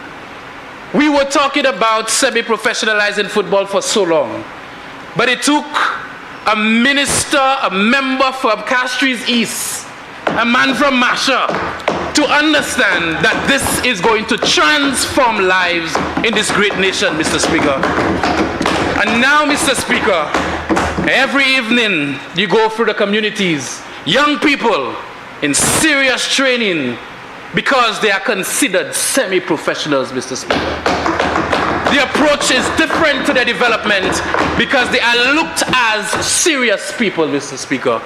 And this is what we wanted to do, leverage football to transform lives, Mr. Speaker. For the first time in our history, footballers are being compensated for their talents and their skills, Mr. Speaker. And so referees are being compensated in the top tier. I know the coaches being compensated. And of course, as we continue to move forward, we will ensure that at the second tier level, we get the financing to provide that level of support as the Semi-Pro League develops, Mr. Speaker. Mr. Speaker, the Cricket High Performance Center, Mr. Speaker. Mr. Speaker, over the years, we know that our best athletes have been in track and field and cricket. Our best returns as a nation have been in track and field and cricket. These are the only two sports so far. At some level, you may say bodybuilding in the days of Wick Wayne. But these are the two sports, Mr. Speaker, that we have seen huge returns as it pertains to the fabric of communities. Sport of track and field and the sport of cricket. And it was so incumbent upon us to ensure that we establish a high performance center in St. Lucia for the first time in our history, Mr. Speaker. And so, Mr. Speaker, we have a number of our best cricketers in this program, sometimes training sessions 3 times a day, mental training, Mr. Speaker, physiotherapy, Mr. Speaker, a setup of a professional as it pertains to cricket development in this nation, Mr. Speaker. And so we know we're going to yield great results, Mr. Speaker, as we know one T20 individual playing an IPL can come back with $500,000 and change his family. And we expecting and we preach to these individuals, when you come back and you've developed, you give back the way Darren Sammy is giving back to cricket development in St. Lucia, Mr. Speaker. And so we continue to do the best that we can in developing cricket in this nation. And so the sport of football also has a high performance program. And again, through conversation with the member for Castries East, we discovered that Earl Bolhugja was back on island, and Stuart Charles Favre, one of the best coaches in the region, St. Lucian, was back on St. Lucian soil. And so in conversation, we ensured that our best young footballers are placed in a program at the under 14 level to develop the discipline and the skills that will take them to the semi-professional league, Mr. Speaker. And so you see Earl Bolhugja with the likes of Shiloh, one of our shining stars, Mr. Speaker. And we know before that he would play with individuals that were of inferior skills, but with that program, he is playing with good, competent footballers that can challenge him, and two coaches that will ensure that he is guided and placed in the right direction as he continues to flourish in football, Mr. Speaker. Mr. Speaker, this government ensured that for the first time, and I will always say this, Mr. Speaker, and pause, you had a government with a number of athletes, Mr. Speaker. You had a Prime Minister who promised, Mr. Speaker, that they were going to remove totally VAT, Mr. Speaker. And not once did we hear a clarion call, despite the fact that inflation over the years caused one quality football to be in excess of $200, Mr. Speaker. There was never an attempt by the previous government in their 5 years. They went into a 6th year to remove VAT on sporting equipment for young people. But this government, Mr. Speaker, under this Minister of Finance, have removed the VAT on sporting equipment for our young people. And so throughout St. Lucia, you will see a reduction in the cost of your gear. And so you can definitely go and train as often as possible. And I'm even hearing that some of my members have ordered some boots for their communities, which is good. Mr. Speaker, Mr. Speaker, World Cup, Mr. Speaker, World Cup preparation, Mr. Speaker. Mr. Speaker, we as a country have been developing very well. The Prime Minister have said to you, sometimes almost ad nauseum, how good this economy and where the trend is in terms of our development. And so we've made so many strides in sports, Mr. Speaker, that for some reason, some people in certain quarters are nervous. They are nervous, Mr. Speaker, about the development in our young people in this nation. And they would burn an entire building and bring down an entire nation if they must, for them to get back into political power, Mr. Speaker. But it will not happen. And so, Mr. Speaker, I was stunned when I found out, Mr. Speaker, that a letter was written, Mr. Speaker, to the leader of this great nation who has fought tooth and nail to set St. Lucia on the right footing. And Mr. Speaker, sent over to members of the IMF and other global agencies, Mr. Speaker, because we agreed to secure a loan for the NLA. For the NLA, Mr. Speaker, and I will go through it, Mr. Speaker. The NLA is responsible, Mr. Speaker, for the development of youth and sports in this great nation. Mr. Speaker, according to the NLA Act, Mr. Speaker, the purpose of the NLA is to provide for promotion and regulation of lotteries, pools of games, and chants in St. Lucia for the purpose of enacting youth and sports development in this nation, Mr. Speaker. I'm reading, Mr. Speaker, from the NLA Act, Mr. Speaker. Mr. Speaker, we know that it's important for our young people to be in programs. We know that it's important for us to have facilities for our young people to be in meaningful programs, Mr. Speaker. And you would tell me, Mr. Speaker, at this opportune time where Julian Alfred has blazed the trail for the next development of other athletes, that you as a leader irresponsibly write such a letter, Mr. Speaker, to attempt to derail the efforts of the NLA to do what they are mandated to do, Mr. Speaker. Mr. Speaker, I have the letter. I will not go through the entire letter because I have a lot to speak about today. But there are certain things I am duty-bound as the Minister for Youth Development and Sport to provide clarity on and to ensure that the deceit does not continue.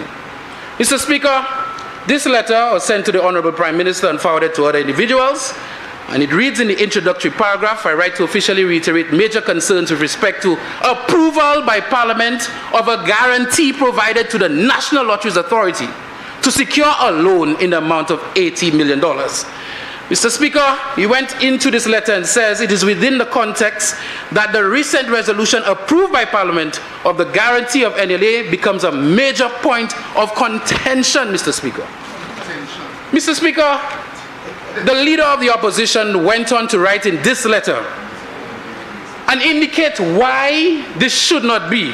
That one, the National Lotteries Authority is not given specific authority, nor does it have the requisite capacity to be engaged in construction activities. Mr. Speaker, if this was an episode of Maury, you would hear Maury say, the lie detector determined that was a lie, Mr. Speaker. I'll read it again. The National Lotteries Authority is not given specific authority, nor does it have the requisite capacity to engage in construction activities, Mr. Speaker. Mr. Speaker, no way this time. let me just stop right here. When I became Minister of Youth Development and Sports, one of the first things we did was ensure. Make it? Okay. All right, so since I've been asked to make sure that I make this document by the Leader of Opposition a document of the House, Mr. Speaker, so that his colleague could finally read it himself, Mr. Speaker. Mr. Speaker, when I became Minister of Youth Development and Sport, one of the first things we did was asset mapping, Mr. Speaker. Yes, sir. That is why I can come to this house and tell St. Lucians we have 130 playing fields, we have 130 courts and 90 playing fields. Mr. Speaker, within your assets you would know that you have a Darren Sammy cricket grounds, Mr. Speaker, and you have the George Odlum Stadium, Mr. Speaker. We did that necessary work. The other thing we did was, Mr. Speaker, we evaluated our properties, Mr. Speaker. We have values for what Darren Sammy is right now, Mr. Speaker. Mr. Speaker, we ensured as a government, Mr. Speaker, that any property that the grounds stood on, that it was belonging or it belonged to the National Lotteries Authority, Mr. Speaker. And so, Mr. Speaker, I will get into that part in a little bit. But I will show you for a fact, Mr. Speaker, that the National Lotteries Authority, by the act of the NLA, has full authority, Mr. Speaker, to ensure that they engage in all the construction activities that is going on right now. Mr. Speaker, under Section 4.3, the National Lotteries Authority shall, in performing any of its functions under this Act, take such actions as may be necessary and practicable to ensure that its revenues are at least sufficient to meet all sums properly chargeable to the revenue account, including sums required for the payment of prizes, loans, interest thereon, and for the establishment and maintenance of its properties, Mr. Speaker. The National Lotteries Authority is charged with the responsibility for the establishment of facilities and the maintenance of its properties, Mr. Speaker. They have the responsibility. So when we came around for Cricket World Cup, as a National Lotteries, the first thing we did was we established a project committee, Mr. Speaker. We brought in, Mr. Speaker, engineers, architects, designers, quantity surveyors. We brought in a project team, Mr. Speaker. That is what we did. And we have every authority to do just that. So the lie detector determined That was a lie, Mr. Speaker. Mr. Speaker, in this letter from the leader of the opposition, the member of opposition said, the NLA does not own the sporting infrastructural assets that will be upgraded under this initiative. Mr. Speaker, this is what happens when you, as a Prime Minister, was irresponsible. Because the first thing I did as Minister was ensure that the NLA had ownership of the property, Mr. Speaker. Was that? The former Prime Minister, Mr. Speaker. The former Prime Minister did not. So under his tenure, in the 6th year, they never ensured that the Darren Sammy belonged to the National Lotteries Authority. But this was the first thing, the lands and everything. This was one of the first things we ensured. And so, Mr. Speaker, when we came into government, we did our valuation. The loan was paid off by this government for Darren Sammy.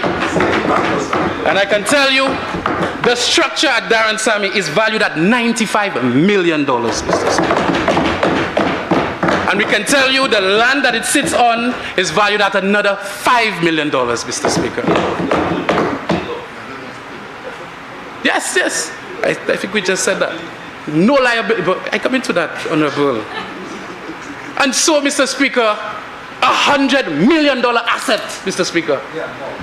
Mr. Speaker, the surrounding areas, the indoor court, where we're building the aquatic center, Mr. Speaker, we ensure that every block and parcel number belong to the National Lotteries Authority, Mr. Speaker. We ensured that, Mr. Speaker. And so, block 1455B, and you can check it at any point in time.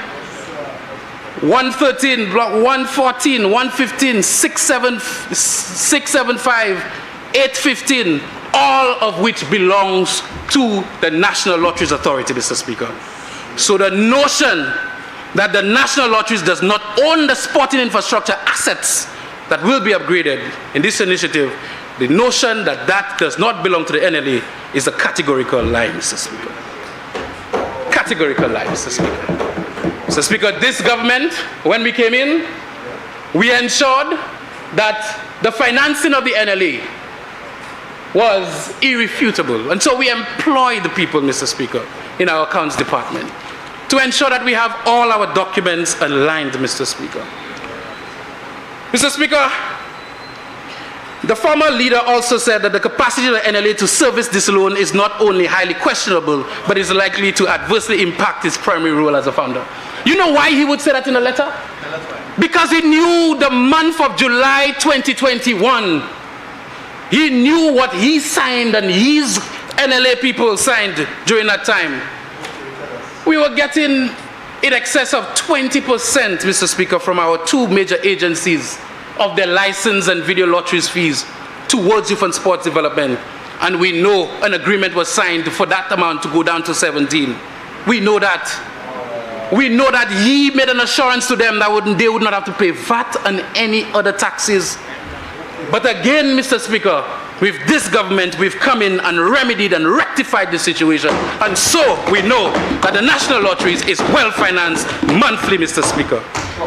And so, Mr. Speaker, I just have to say quickly, when you as a government or you as an individual, just to put it in context, you apply for a loan, a mortgage in your everyday life, banks ask you for all the information that they could get, Mr. Speaker.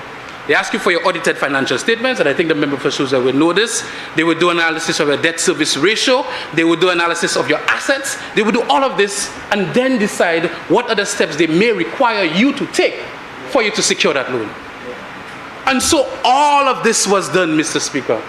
And we had one extra nugget to ensure that youth and sports development continued in this country. Just a guarantee from a government, Mr. Speaker. And that is what the leader of opposition and the opposition is trying to bring us down for, Mr. Speaker. But, Mr. Speaker, they have not been successful. They have been around the world. They have tried, Mr. Speaker. But this government is standing strong and firm because we know we are doing and we are working in the best interest of our people, Mr. Speaker. And so, Mr. Speaker, we continue to match on. The stadium is in good hands. We had the marketing aspect of our program has started through Ministry of Tourism. We had on island, we also had the trophy tour, Mr. Speaker. And finally, Mr. Speaker, we will be having a Darren Sammy that the world can enjoy, Mr. Speaker. Mr. Speaker, let me just say quickly, since 2007, when the Darren Sammy was erected, we've had a number of facilities developed throughout this globe and in the region. Trinidad have built 2 stadia. Antigua, we see St. Vincent developing theirs. India, Australia, and every other world nation in cricket have made significant upgrades to their cricket facilities, including the technology. Mr. Speaker, we are about to host a global event. We had to invest in Spider-Cam. We had to invest in audio-video rooms for the players. We had to invest in new media, all of which, Mr. Speaker, we know will ensure that the Darren Sammy Stadium is up to the time, Mr. Speaker. And that is what we are doing, Mr. Speaker. And so, Mr. Speaker, we continue in our programs to provide support for persons like Julian Alfred, Mr. Speaker, because, of course, we know that she is a shining star for us, Mr. Speaker, doing very well on the global scene. She's transitioned now to a professional, but this year we'll continue to provide as much support for her as she continues to develop herself, not just as a sprinter, but as a young lady. And so we will not just pull away our support, but we'll continue to provide support for Julian Alfred, Mr. Speaker. Mr. Speaker, under new programs, Mr. Speaker, we have a CREPS initiative, Mr. Speaker, with the people from Guadeloupe, Mr. Speaker. Mr. Speaker, we as a nation, we really need to continue to partner with as many people as possible. And so, Mr. Speaker, the people of Guadeloupe have partnered with the OECS to allow for our athletes to visit their facility for any additional attention they need, Mr. Speaker. And so, Mr. Speaker, if they need some medical attention, some additional physical therapy, if they need additional facilities, Mr. Speaker, we've partnered with Guadeloupe to send our athletes across, Mr. Speaker. So, Mr. Speaker, we continue to have new initiatives, Mr. Speaker. Mr. Speaker, an initiative that I'm very, very excited about, Mr. Speaker, is an initiative that we call sports. Specialized programs and opportunities relating to technical skills, Mr. Speaker. Mr. Speaker, this is a partnership with the Ministry of Education and the Taiwanese government, Mr. Speaker, and the NSDC, Mr. Speaker. Mr. Speaker, many of our athletes in the professional, the semi-professional league, playing national sport, participating in national sport, a lot of them missed out on their CXCs, Mr. Speaker. A lot of them are looking for opportunities to advance off the court and off the field.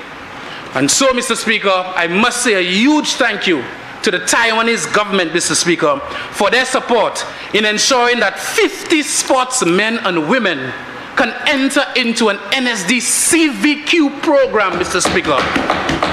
CVQ program, Mr. Speaker, that when they retire and even as semi-professionals, they can still get additional income, Mr. Speaker. And so the program, Mr. Speaker, will be starting shortly after the budget. We're looking at 16 to 45-year-olds, Mr. Speaker.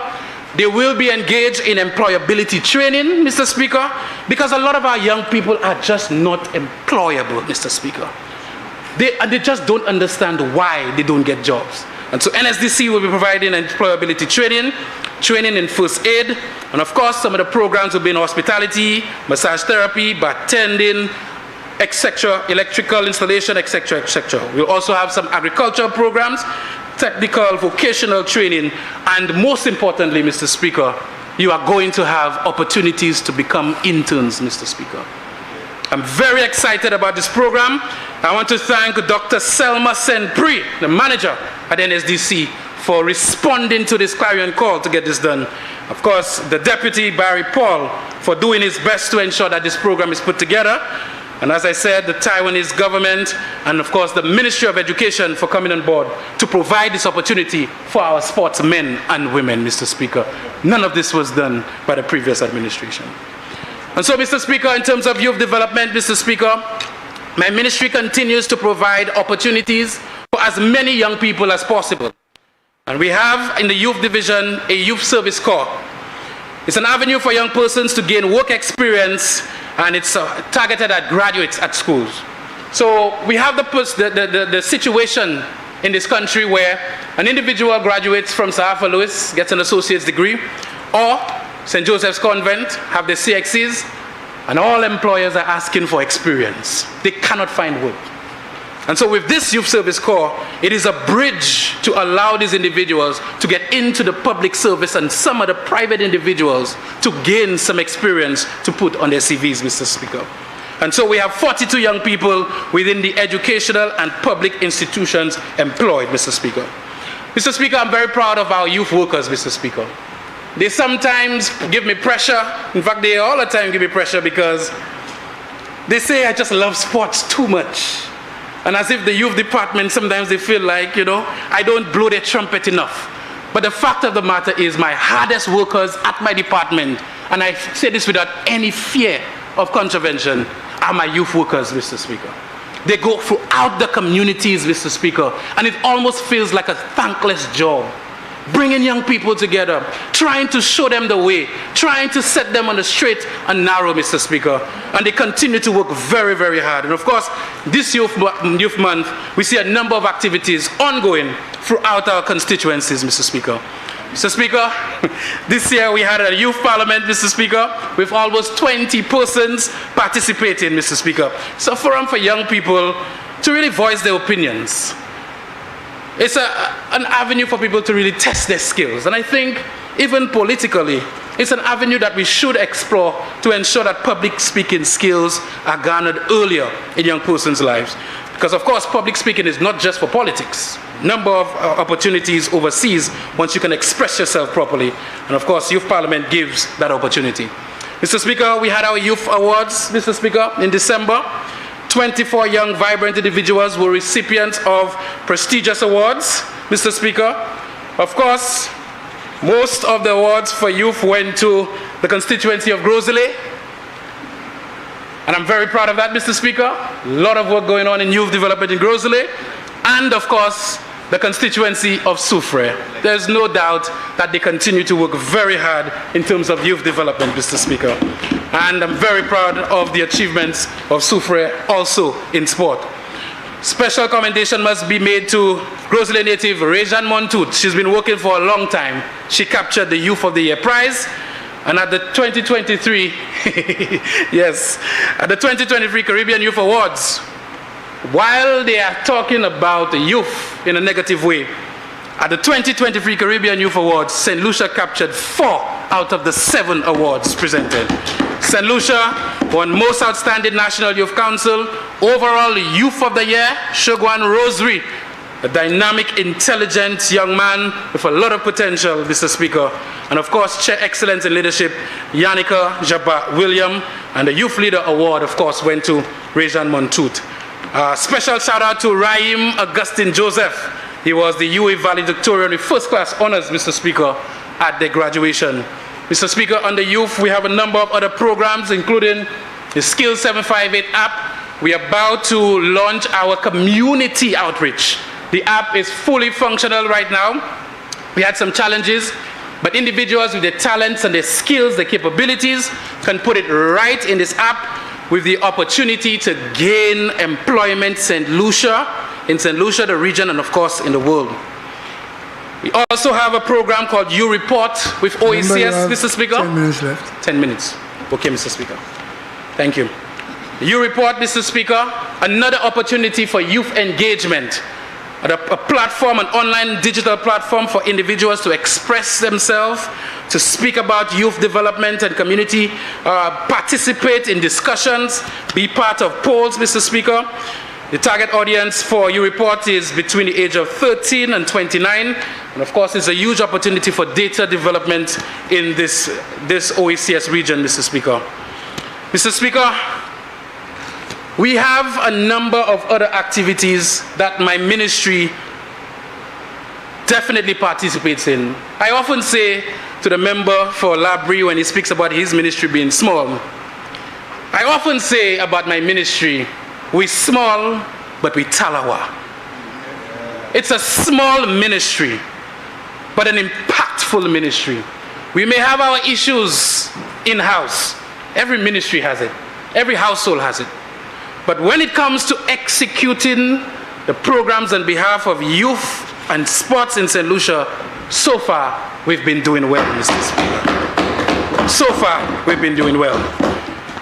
With the OECS Commission, we have the Youth Advisory Network, where each island provides 2 young people the opportunity to be part of collective agreements as it pertains to youth development.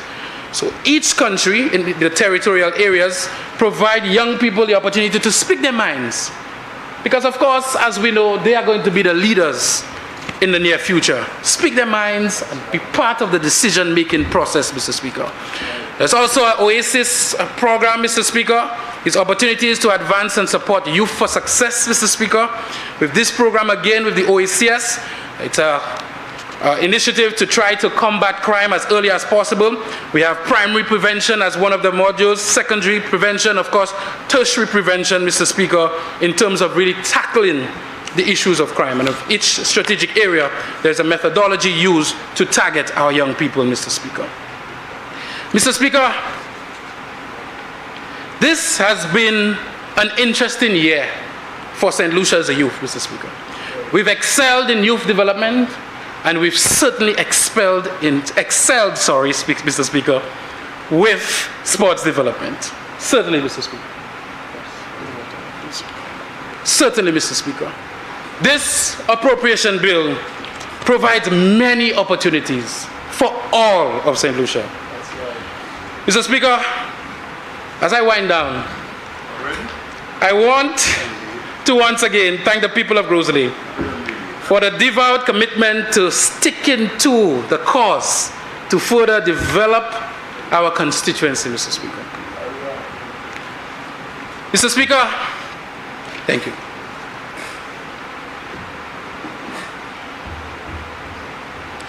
Gros Islet is truly the shining star up north, and there is no need to dim this light with persons who only have their own interests at heart, Mr. Speaker. Mr. Speaker, the Gros Islet Police Station / Divisional Headquarters is coming along fine, Mr. Speaker.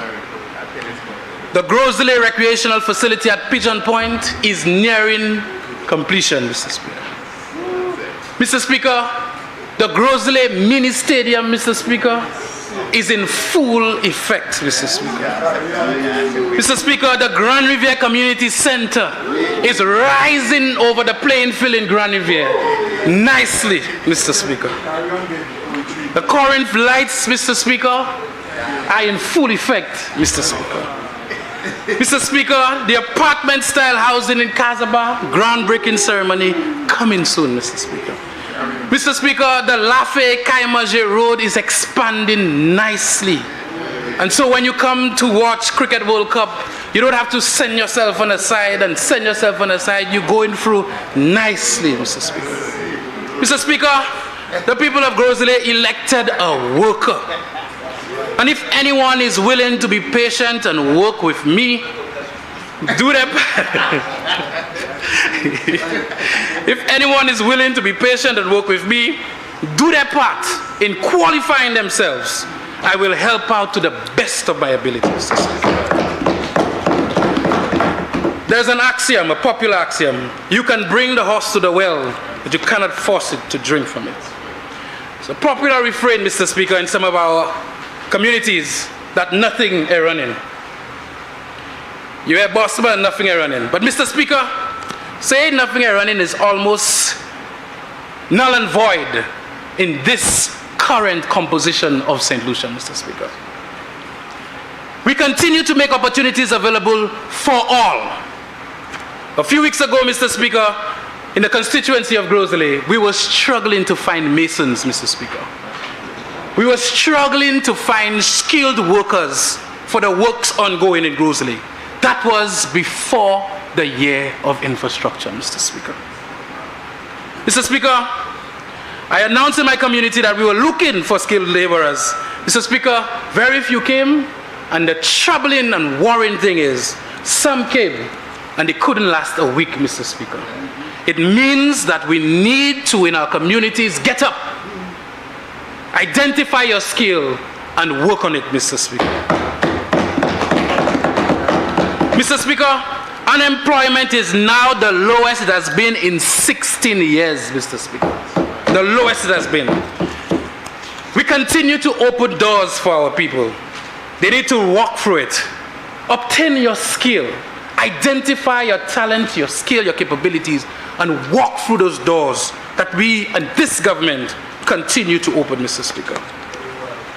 Mr. Speaker, $20 million is being made available to close to 30 individuals through the youth economy. $20 million, Mr. Speaker. The MSME loan grant is available for people from all walks of life with business ideas, Mr. Speaker. So many opportunities available in the tourism sector, Mr. Speaker, as we continue to make great strides in this ministry.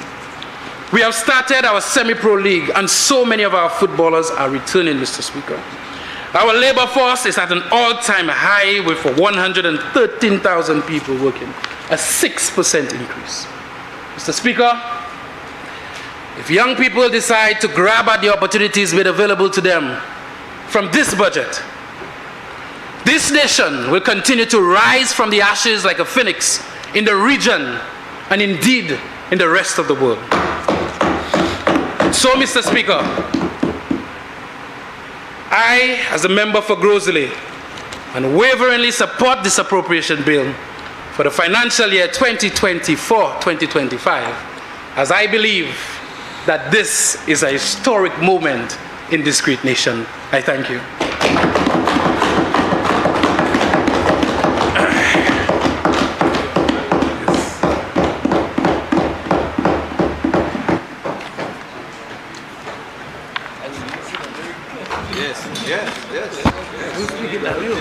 Member for Castries North.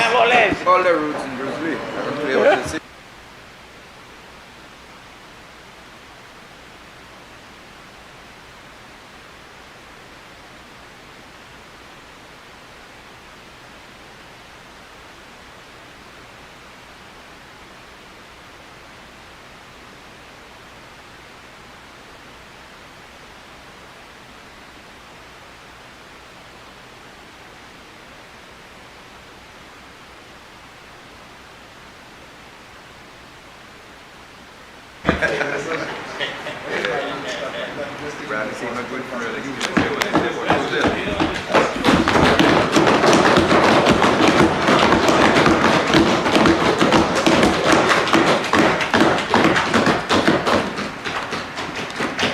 Mr. Speaker,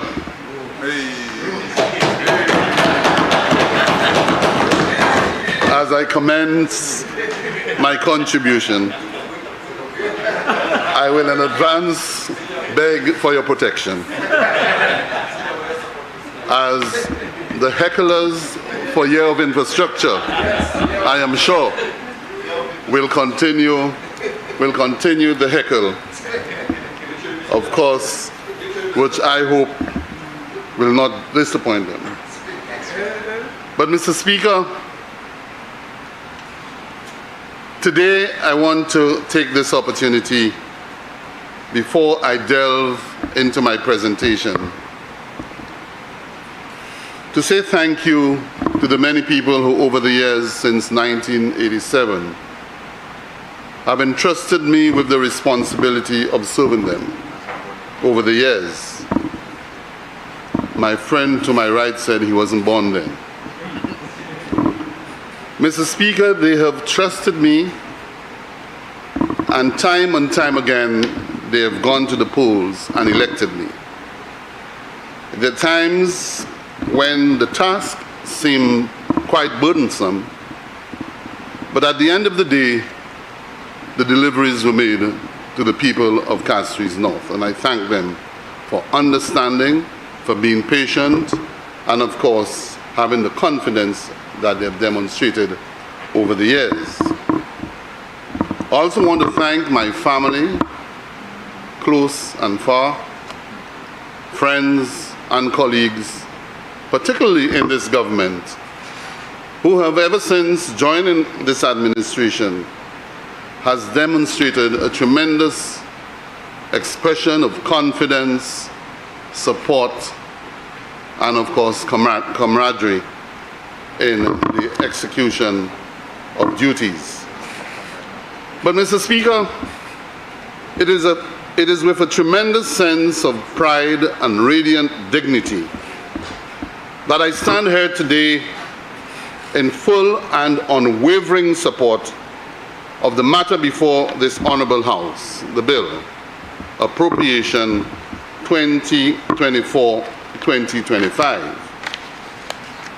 Mr. Speaker, last Tuesday evening, 23rd April, in this Honourable House I sat, I listened, and I soaked in the transparent delivery of truth, honesty, accountability, and integrity by the member for Castries East, the Prime Minister and Minister for Finance, Economic Development, the Youth Economy, Justice, and National Security, as he so eloquently articulated the achievements, policies, programs, and plans of his government, the government of the people, by the people, for the people.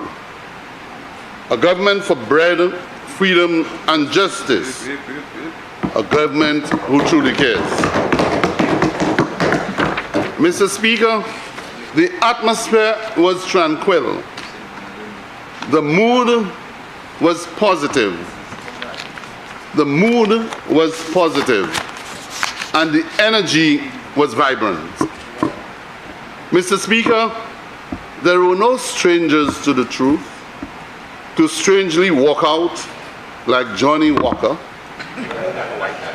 White. There were no nonsensical points of order or points of elucidation.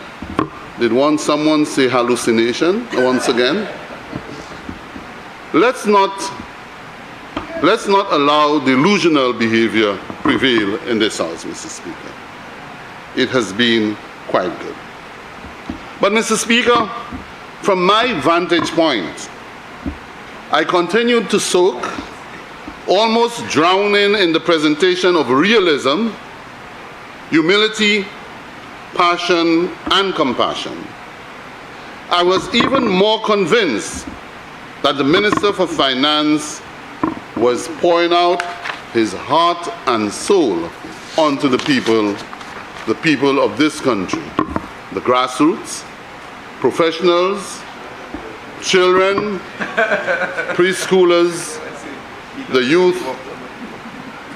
Oh, he's not Johnny Walker number 2. Preschoolers, the youth, adults, pensioners, retirees, the fisher folks, the farmers, public officers, police and fire officers, senior citizens, elderly, the lower, middle, and upper class, no man barred. In fact, all the people were being showered with his heart and soul, the heart and soul of the Prime Minister. Mr. Speaker, I was moved, as I said early on, yet motivated and energized by his factual and sincere presentation, as he honestly and sincerely unclothed and exposed the achievements of this government, the performance of the economy, and the opportunities presented to the people in an environment of tremendous possibilities. Mr. Speaker, this heart and soul demeanor and gesture on the part of the Prime Minister in this season of jazz created some flashback to Andy Goldmark and Michael Bolton, who penned and composed the song Soul Provider, popularized by Romain Virgo. In that tune, Romain sings, talk about love, talk about trust, talking about forever, baby, when you talking about us. I give you my word, stick to my guns, believe me when I tell you, baby, take that we've just begun. You didn't understand, no, the full intent of my plan. Baby, I want to be sole provider. Yeah, baby, I want to be sole provider. I want to stay that way for the longest time. Baby, I want to be sole provider. Just say you let me, and darling, I will, yeah. And the song goes on, Mr. Speaker, and it appears that most members know the song. I wish I could have added my voice to the music, and we all would sing. I know you've been hurt. I know you've loved shy. You don't have to say it, baby. It's gonna take some time. You got my heart in the palm of your hands. Swear it's gonna stay there. Baby, give me half a chance. Mr. Speaker, this indeed epitomizes the Prime Minister. The way he presented the budget, the way he gave all of his heart to the people of St. Lucia, the children, every preschool, the disabled, the physically challenged, public officers, retirees, you name it. Yet still, in giving his heart and his soul, Mr. Speaker, he demonstrated by the successes of the government, the growth of the economy, the surpluses, the fiscal position of the government, he demonstrated his ability to manage the affairs of this country. And so, Mr. Speaker, when a leader with so much love, with so much compassion, with so much responsibility can demonstrate to the people that he can give, but he can manage, and he's responsible, who else can we give to manage this country at this time? And so, Mr. Speaker, these words, as I said, epitomizes and characterizes the man, the Prime Minister. His love for the people of this country, his passion, his compassion, and his heart and soul qualities as leader of this country.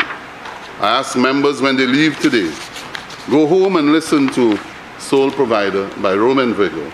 And if you're not satisfied, I think you can attend one of the events coming up next week at the opening of jazz. Let me at this time, Mr. Speaker, as I thank the Prime Minister for the many gifts and the attention to the people, let me turn to some of the matters of policy, programming, and operations. This year, Mr. Speaker, is being awaited with bated breath. 2024 has been designated or dubbed by the Prime Minister and Minister for Finance as the year of infrastructure.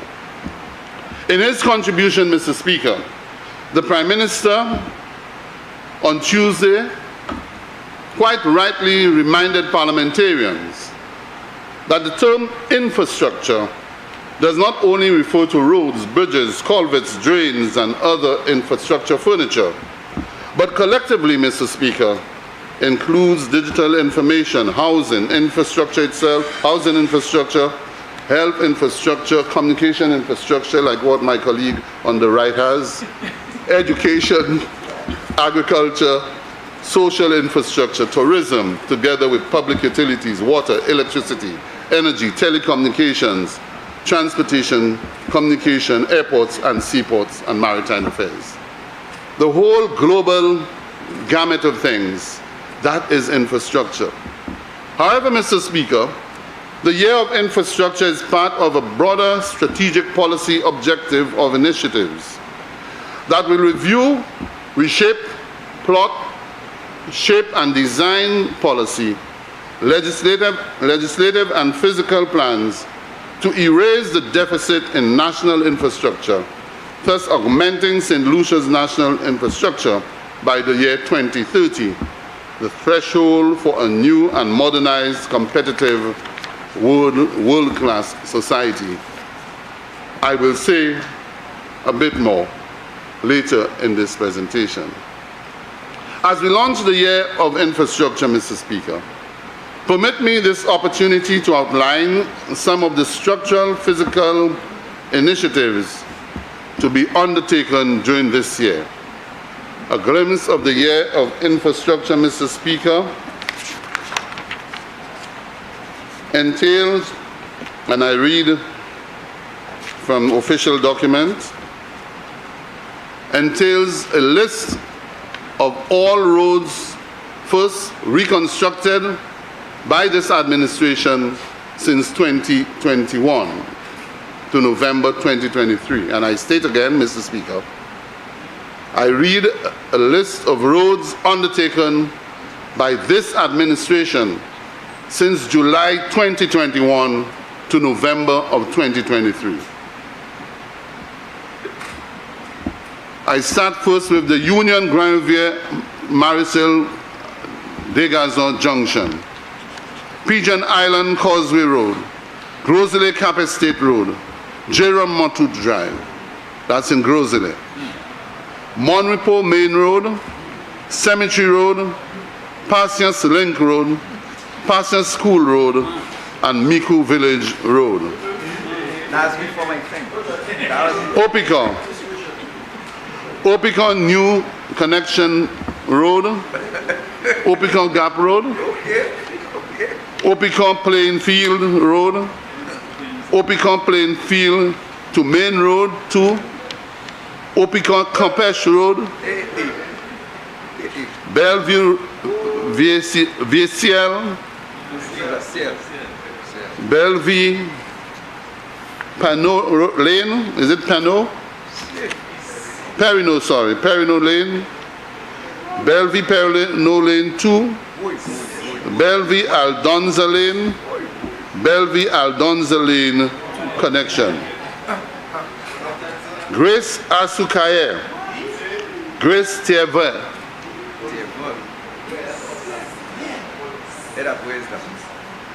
If you notice, Mr. Speaker, everybody's being taken care of. Marigo, that's in Castries South. Bar Saint Joseph. In Ancillary Venus.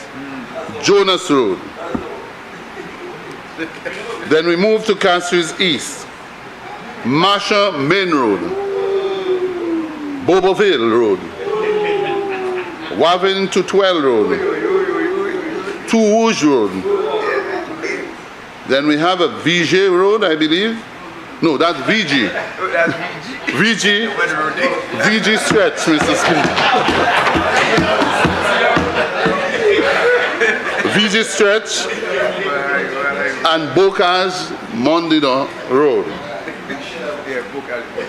Then you have the Mac Road. These roads, Mr.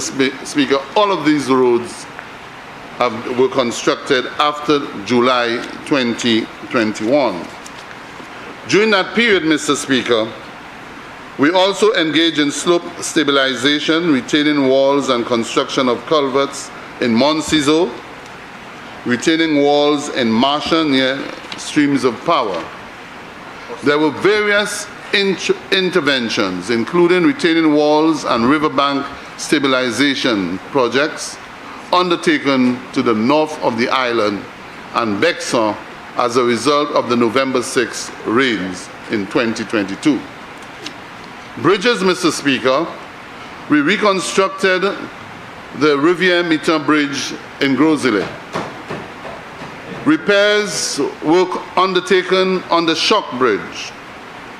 Reconstruction of the Ancillary Bridge is in progress. Repairs to bridge rails in various communities were also undertaken. Road maintenance, Mr. Speaker.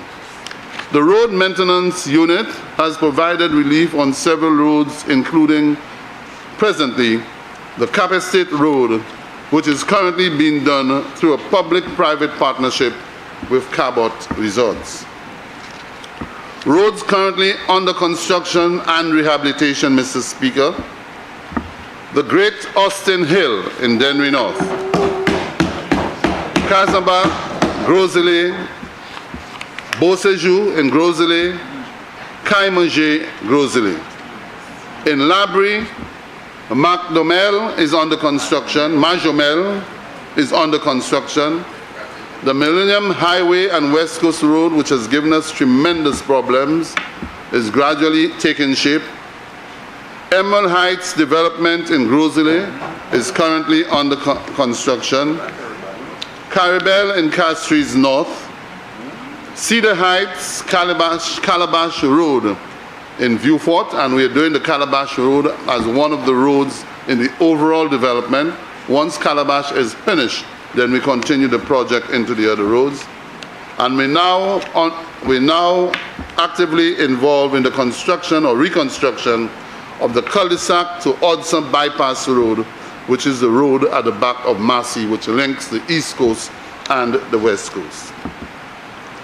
The priority list of roads, Mr. Speaker, to be considered for a year of infrastructure includes, and these are recommendations out of the list submitted by the parliamentary representative, ancillary canneries, Montciso to Mondo Link Road, the 4 Buino Road to As Lavedi, the Boaden Community Road, Mango, Chimenef at Floraville Villa in Canaries, Riverside Road in Canaries, and Mondo Housing Development Road. These are the roads for ancillary canneries. In Mikunov, top of the list, Mr. Speaker, is La Pointe Road. That is La Pointe Main Road. Old Volet Road. Patience, Lombard, Mont, St. Mary Road. St. Mary Road. Rayon Road, Poilin Road, Poilin Mini Road, Mini Road, Piton, and Volet Maho Road. Then we have in Castries Southeast Road in Therefore and Capital Hill. Thereby Ring Road to Badini. La Croix to Hudson. Old Bel Road. New Bel Air Development. Cooleytown Eastern North End. Cul-de-sac to Hudson Bypass. Susie Cul-de-sac Road to Pentecostal Church and link cul-de-sac to Derba. In Castries Central, Mr. Speaker, the Monitor Road at its junction with the Monitor Primary School to La Passe at its junction with the Chaussee Road. Calvary to Chaussee Road. Chaussee Road is currently being negotiated, Mr. Speaker, and we're hoping that construction will start in the coming weeks. Darling Road, Brazil Street, Montgiro Street, Point Seraphine Road, and La Passe Road. All of these are roads in the Castries Central constituency that have been submitted and consideration is being given.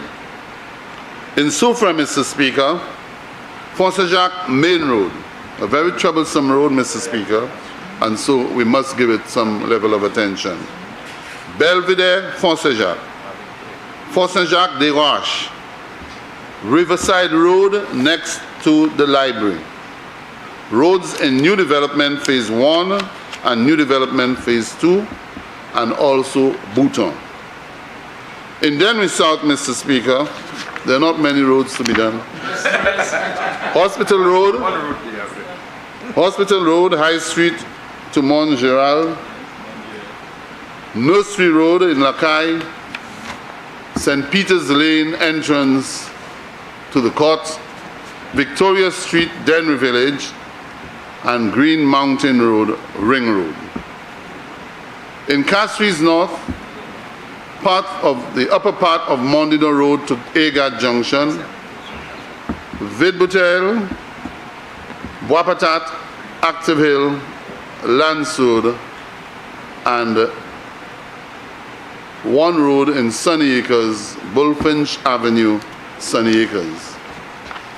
Castries East, Tiroche Bocage Road, Bocage to Mondino, which has been completed, Bacatel, which should be starting in the coming days, I believe. Negotiations have been finalized.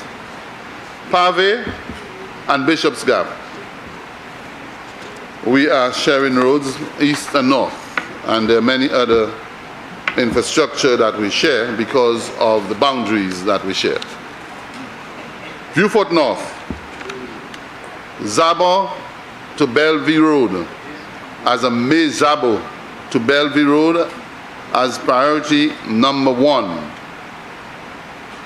It remains incomplete as the parliamentary rep indicated. Priority number 1 for completion alongside with Grace Road. So first we'll attack the Zabo Road, followed by the Grace Road, Mr. Speaker.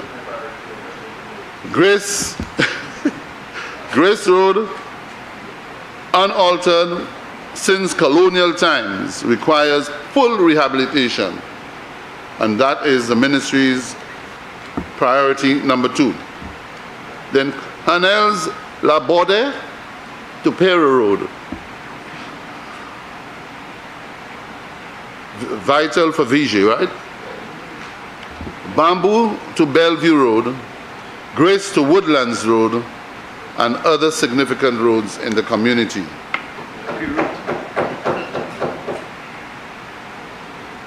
There's also Canals, Peru, Vigie, Laborde. Well, I mentioned those already.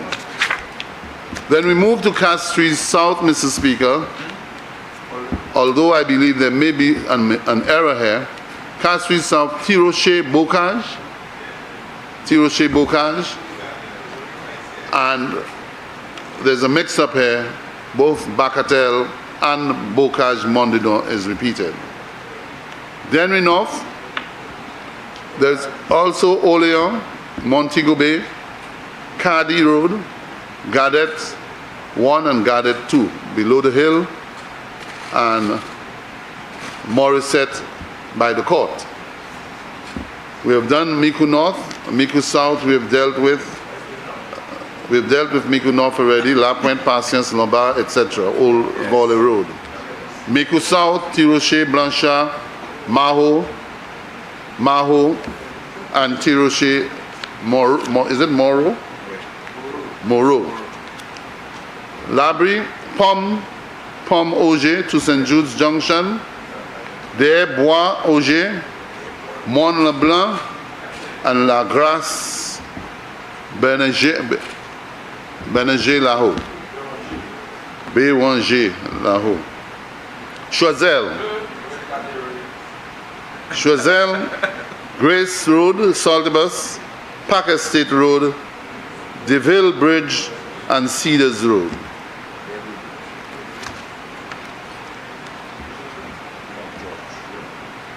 Babono, Marquis Bourgis, Cabiche, Foisson, and Upper Garon. Gros Islet, Sir Julian R. Hunt Highway, Deremo Mont Citon, Norbert Careth, and Rivière Mitan to Deremo. Lafayette to Careth, and Viewfort South, I mentioned earlier on, St. Jude's Highway, Larissus, Cedar Heights, and Black Bay. Mr. Speaker, this is a list of the many roads that we have identified at the Ministry of Infrastructure to be undertaken under the year of infrastructure. Mr. Speaker, yes, I did.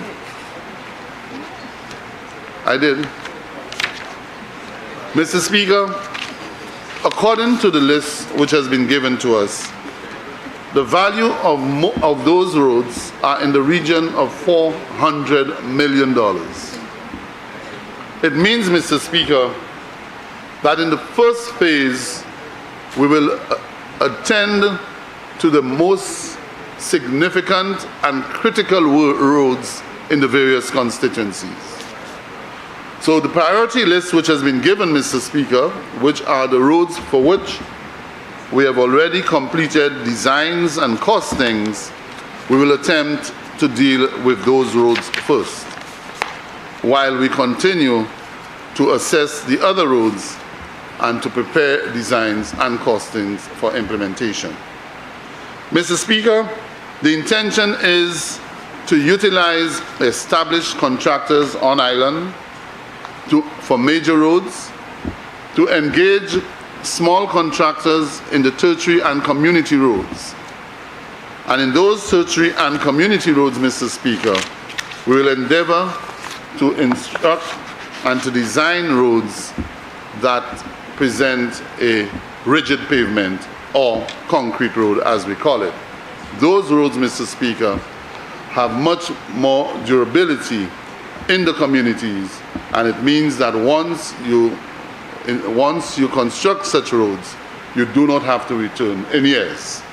I have concrete roads that I've done in my constituency since 2007 and 8, and this year, 2024, it needs no maintenance, zero maintenance. What we have to do, Mr. Speaker, as parliamentarians, is to ensure in your recommendation for the competitive bidding process by the ministry that you recommend contractors who have the competence, who have the experience, and who have demonstrated ability to deliver good quality roads. At the end of the day, Mr. Speaker, we do not want to be held accountable for inferior roadworks and for the people to accuse this government of not being responsible enough.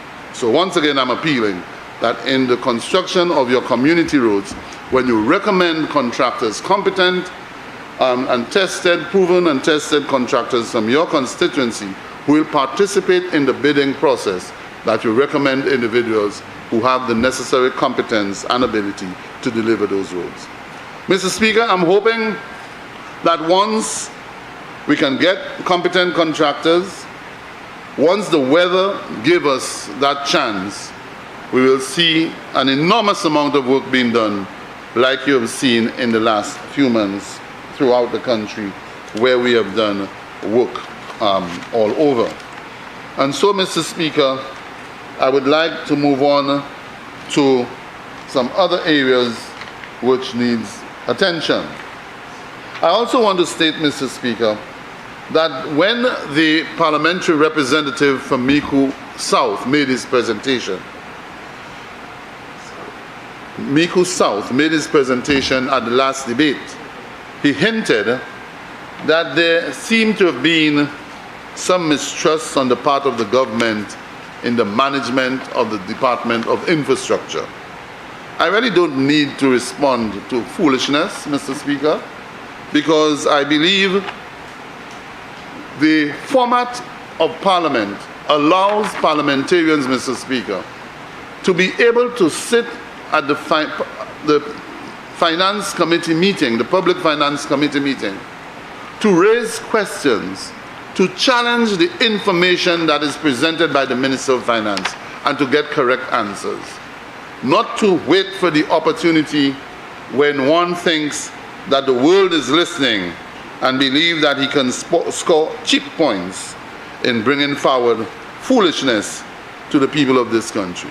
But let me say, Mr. Speaker, that one example of what happened and what the Prime Minister has done, Mr. Speaker, is that over the years, particularly in the last year of the last administration, that government borrowed over $150 million with a commitment to commence payment immediately upon borrowing. So there was no grace period, there was no moratorium. It meant that once those projects were started under what is called a design, finance, construct arrangement, the contractor was entitled to receive his money the very moment, start receiving installments the very moment. What happened, Mr. Speaker? It left the responsibility after the 21st of July 2021, 26th of July 2021. That responsibility was left to this administration. So even when the budget, for example, of 2023-24 was prepared and $109 million was allocated, in that $109 million, Mr. Speaker, were commitments to paying for work done on the DFCs, the bulk of it. So you had, for example, roads under the National Roads Rehabilitation Program, NRRP, some $29 million committed. You also had, under the Gros Islet and Castries North Road Rehabilitation Program, $9 million. Under the slopes, under the Millennium Highway, $47 million committed out of 109. So you take 47, Mr. Speaker, 29, that is already 73 million, and then plus another 9, it goes to how much? $85 million. $85 million, Mr. Speaker. And to be $85 million, Mr. Speaker, committed ahead of expenditure. So when you brought in, Mr. Speaker, other commitments like the silting and slope stabilization, Mr. Speaker, in terms of flexibility within the ministry, it meant that the total amount committed, totally committed, to projects and other initiatives was $106 million, leaving us with $3.6 million to manage other aspects of the department's commitment.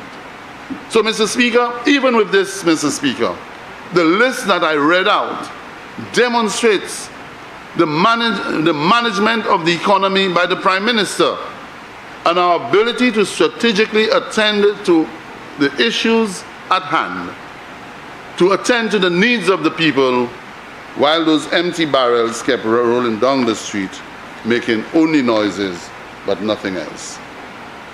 And so, Mr. Speaker, let me quickly run into a few areas, or highlight a few areas that the Department of Infrastructure and the Department of Physical Development will undertake in this financial year.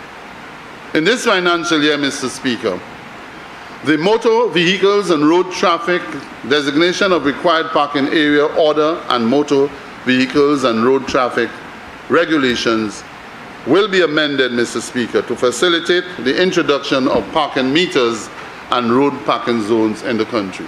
And this is coming at a time when the Castries Constituency Council is introducing parking meters which serve to control for traffic control devices and are predominantly recommended for their ability to regulate traffic flow and curtail the major consumption of street space.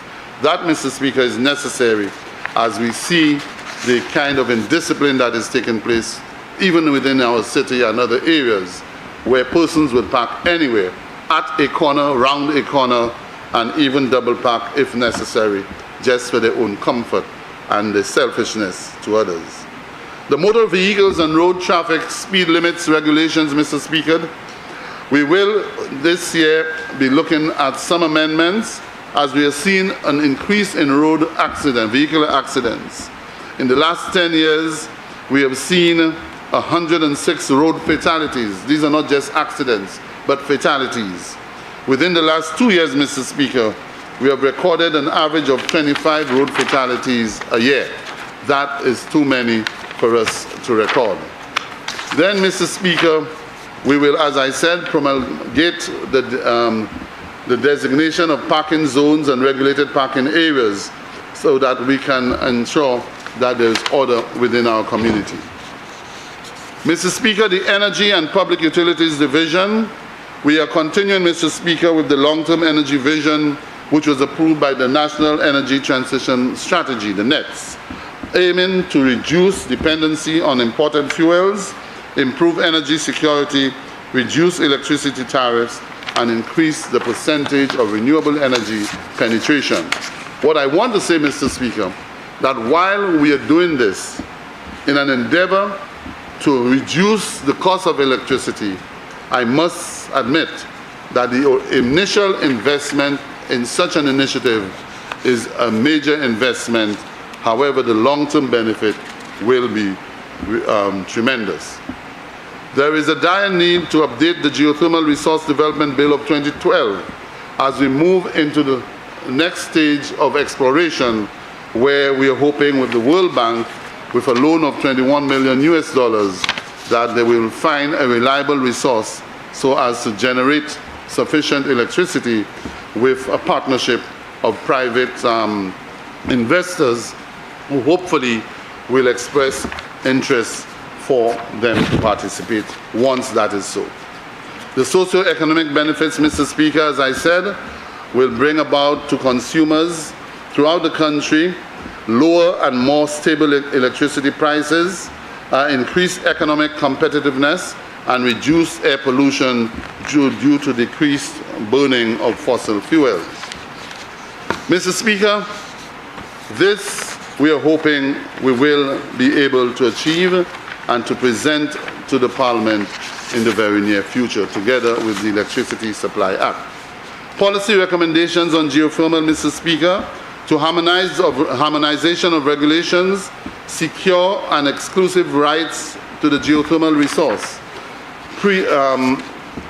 permitting and time limits, one-stop permitting, competitive procurement process, duty-free importation of renewable energy machinery, equipment, materials and vehicles, tax exemption from carbon credits, ownership of resource will remain with the government of St. Lucia, and time-bound rights to define resource concessional areas granted to developers. So while the resource will remain ours, that is the geothermal resource, will remain that of the government, we will certainly define the concessional arrangements with the private sector. Also, Mr. Speaker, I want to move on quickly to the issue of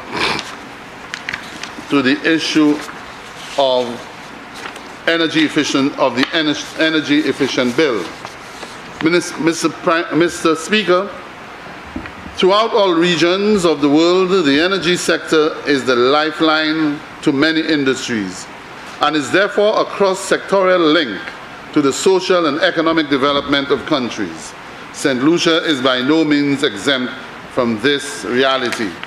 Mr. Speaker, as the cost of energy and its related products increase, we must be innovative to remain competitive on the local and international markets and to ensure that equitable socio-economic pillars are maintained in the country. Thus, Mr. Speaker, St. Lucia needs to address what is central to the issue at hand: energy. Our National Energy Transition NETS 2018 recommends increased levels of indigenous renewable energy into the national grid, as well as energy efficiency gains and policies to mitigate against the vagaries of exogenous facts that disrupt our economic and social gains.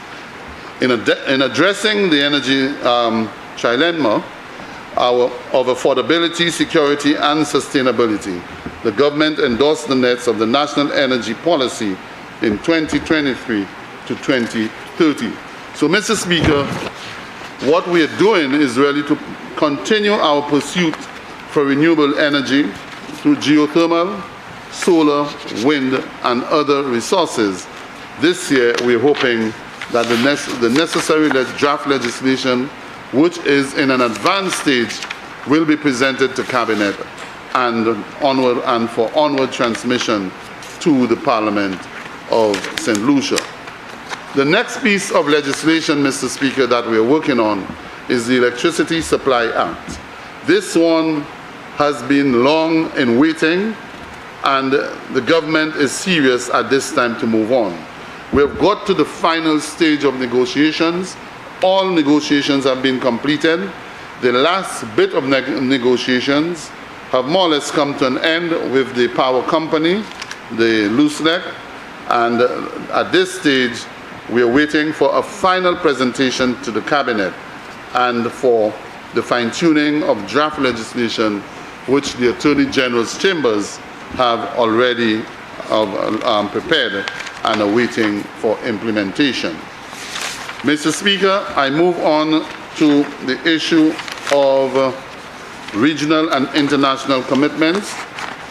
And these really, Mr. Speaker, are our aspect of our commitment to the NDCs, and to indicate that we are certainly working assiduously as part of the St. Lucia National determined contributions to indicate our commitment to reducing greenhouse gases in the energy sector by 7% as compared to levels of 2010. Also, Mr. Speaker, we are in the process of concessions to air conditioning units and electric vehicles. The government, as announced by the Prime Minister, continues in its commitment to providing concessions to persons importing electric vehicles, hybrid vehicles, and air conditioning units as part of our commitment to reducing the level of emissions in the atmosphere. Mr. Speaker, of course, the social and economic benefits, the implementation of energy-efficient measures is one of the first steps in the reduction of electricity consumption costs, which in turn reflects on the cost of the importation of fossil fuel. Regional and international commitments, Mr. Speaker, continues throughout, and this, Mr. Speaker, we are fully committed to. In the Department of Infrastructure, Mr. Speaker, Road Infrastructure Division, the Works and Roads Act will be revised this year, Mr. Speaker. We have conducted the necessary studies, and so that piece of legislation, which is a piece of legislation of 1957, is up for review to ensure that we are in keeping with the times. This initiative, Mr. Speaker, also forms part of Infrastructure 2030, an aspect of reviewing our legislation to ensure that our legislation is very adequate for this current period. Information and communications technology, Mr. Speaker. An information and communication technology policy is an official statement which spells out the objectives, goals, principles, strategies intended to guide and regulate the development, operation, and application of ICT. The benefits of an ICT policy to the nation's economy will take into account other policies and also be considered as complementary to other sectors. So whereas, Mr. Speaker, the Department of Infrastructure is responsible for telecommunications, there's a certain aspect of ICT which relates to us, and we must at least play our part together with the Department of Sustainable Development, who has that responsibility, and the Department of the Public Service, whose responsibility within the public sector is that of ICT. Meteorological services, Mr. Speaker, at present, there are no formal policy documents which guides the provision of meteorological services in the number of Anglophone CARICOM member countries, including St. Lucia. And therefore, this year, we are working on that aspect to help in strengthening and developing the Department of Meteorological Services in St. Lucia. In this fiscal year, we are hoping to complete it and to be able to present to Cabinet a policy and new legislation for the services in that department. Maritime services, Mr. Speaker. It's an aspect of the role of the Department of Infrastructure that is hardly spoken of. Maritime services is currently being more or less handled by SLASPA, but it cannot remain there as a national responsibility because SLASPA is an operator. SLASPA cannot be operator and regulator. And so, Mr. Speaker, the government has mandated a Maritime Advisory Committee to review the establishment of a maritime authority to primarily focus on the maritime sector in St. Lucia. The placement of the Maritime Affairs Division within SLASPA is not sustainable given the conflicting roles of enforcer and operator respectively, as I said earlier on. There is a need for clear delineation of roles and technical support services to fully enable the functional maritime administration focusing on safety, security, and pollution from ships. This committee is expected to report to Cabinet by June 2024. To chart the way forward, Mr. Speaker, the existing Shipping Act will thus be reviewed and relevant legislative changes enacted to meet this goal. 13, Mr. Speaker, Open Ship Registry. The St. Lucia Air and Seaports Authority continues to make meaningful progress to ensure the island's international ship yacht registry attains a spot on the IMO's white list, thus affording the island a more favorable outlook on its goal of an open ship registry, with yachts being a niche market. The state will now make a concerted effort to tap into this profitable venture. The government of St. Lucia is mindful of the need to have the supporting legislative, diplomatic, and human resources for a viable and respected ship registry. The necessary infrastructure must be allocated to engage in this expanding economic revenue stream and job creation opportunities. Going forward, Mr. Speaker, there will be a concerted effort with marketing the product through collaboration with like-minded agencies such as the Tourism Authority, the Ministry of Tourism, and other relevant agencies. It is a sector, Mr. Speaker, which has tremendous opportunity for the country. Marine pollution from ships, Mr. Speaker. There will be a marine pollution bill which will be presented. The shipping which impacts, and that is as a consequence of shipping, which impacts over 90% of global trade, undoubtedly has its marine pollution risks associated with economic activity. And Mr. Speaker, this piece of legislation is very important because oftentimes ships will ply your water, dumping marine waste. And this in our environment, within our coastal waters, can affect our entire population. We're hoping that the draft Marine Pollution Bill of 2020 will be brought to Cabinet and onward transmission to Parliament, which will deal with noxious liquid substances, harmful substances in package form, sewage, garbage, and air pollution. All of these are under the MAPOL protocol.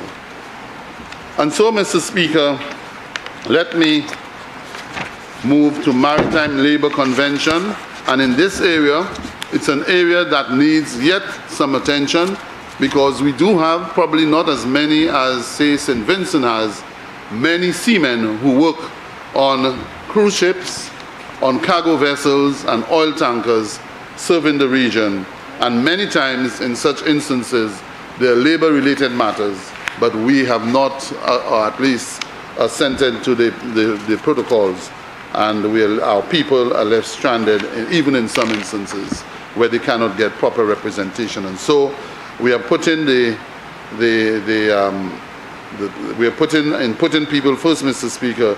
We're also extending towards the seafarers and the important contributions made through remittances. Telecommunications, Mr. Speaker, an important piece of legislation. We have got to the final stages of negotiations, although the NTRCs were expressing some concern with the Electronic Communications Bill, what we call the EC Bill, with some grey areas. But I believe following a meeting last week, we have made some progress. And in speaking to the NTRC, we will be having a joint meeting with ECTEL to ensure that this new piece of legislation, which should deal with the advancement that is taking place in the telecommunications industry, that those advancements are handled and covered by that piece of legislation. So next week, Mr. Speaker, we will be meeting and we will look at the Telecommunications Act. Remember, you have 10 minutes left. Thank you, sir. We'll look at the Telecommunications Act and to do the necessary changes and amendments and to facilitate it with this new piece of legislation. The Department of Physical Development, Mr. Speaker, and Urban Renewal. Yesterday, Mr. Speaker, when the parliamentary representative for Vieux-Fort South spoke, he spoke out of frustration with the services being provided at the land registry.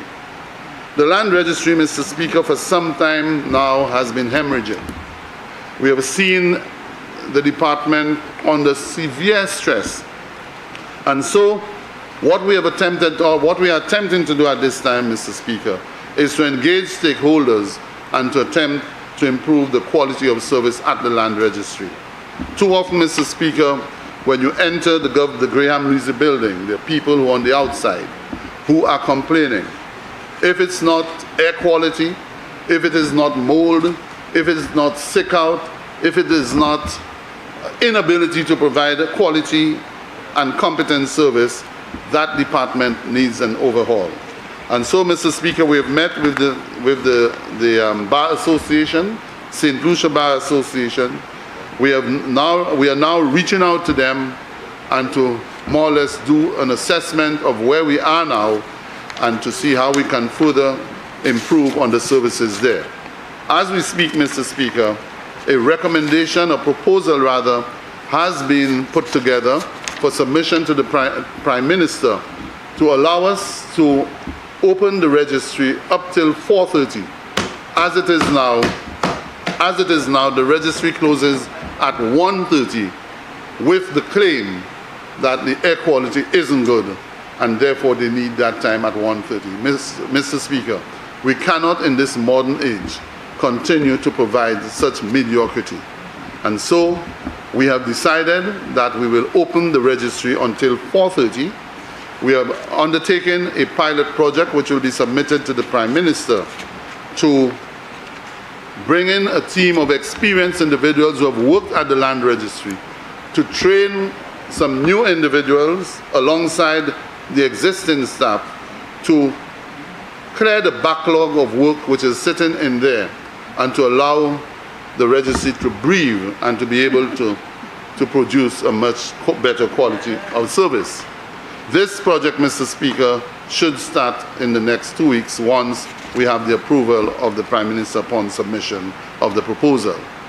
Mr. Speaker, however, we have taken certain initiatives. The vault expansion project of $115,313, which has been completed, and that project, Mr. Speaker, allows for the land registry record-keeping function through the upgrade of the vault facility by reconstructing its current layout to suit both employees and customer needs. That would provide more space and would give us an opportunity to be able to provide better filing facilities, and that will minimize the issue of the air quality concerns.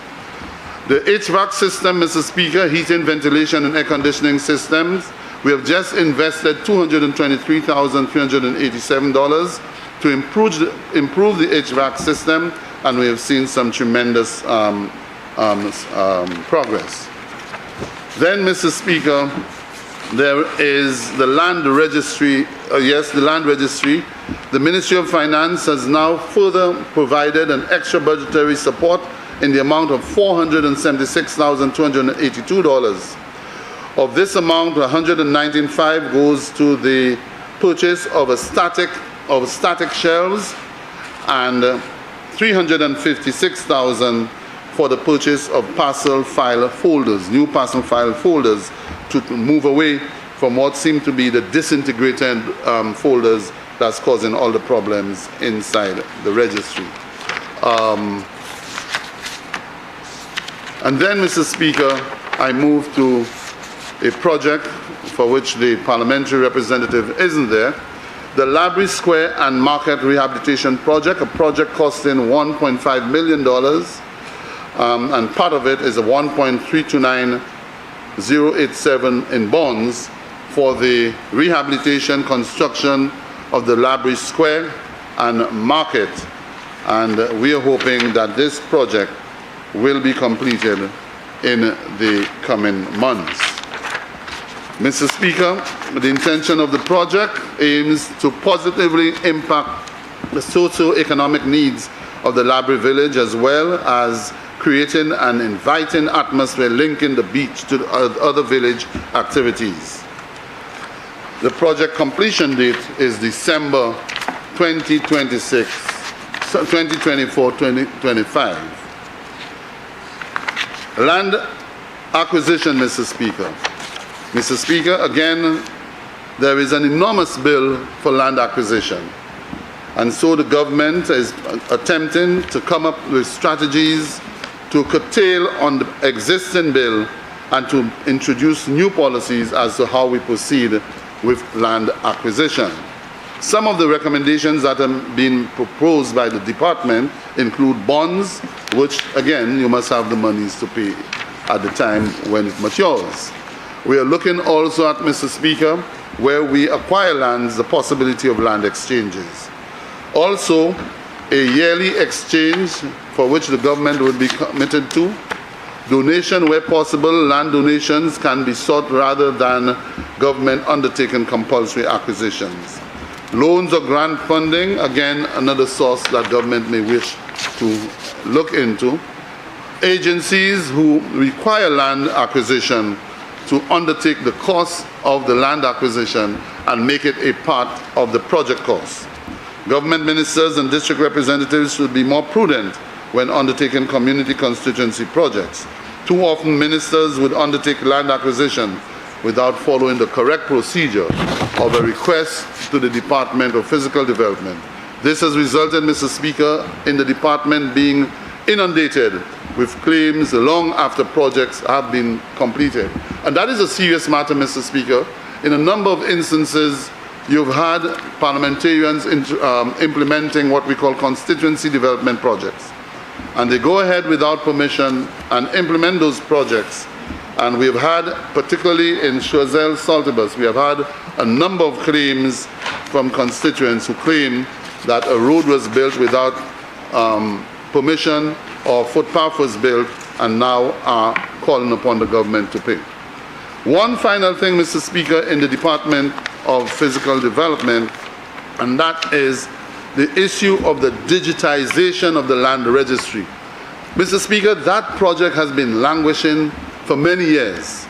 And so we have engaged the World Bank, who are the funders of the project, and they have agreed that we will proceed with the project.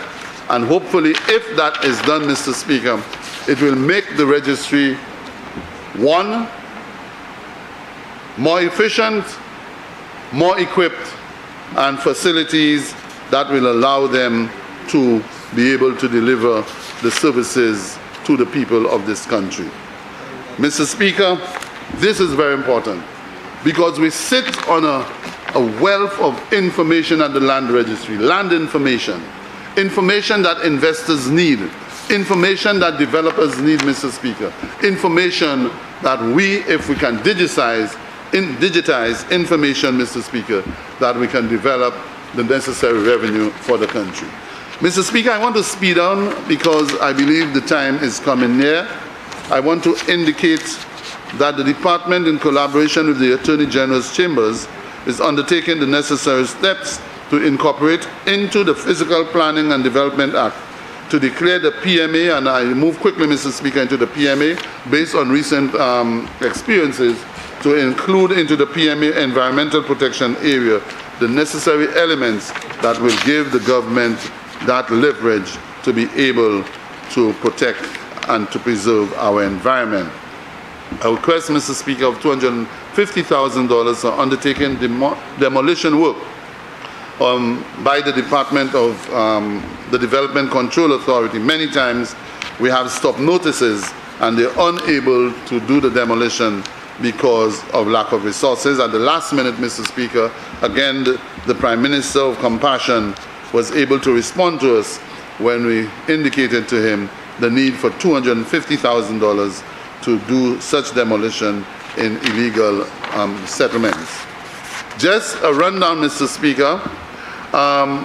The legislative agenda, Mr. Speaker, for this year includes the Land Registration Act, Crown Lands Act, Land Surveyors Act, Land Acquisition Act, Physical Planning and Development Act Review, and Architects Registration Act. I want to say one thing, Mr. Speaker.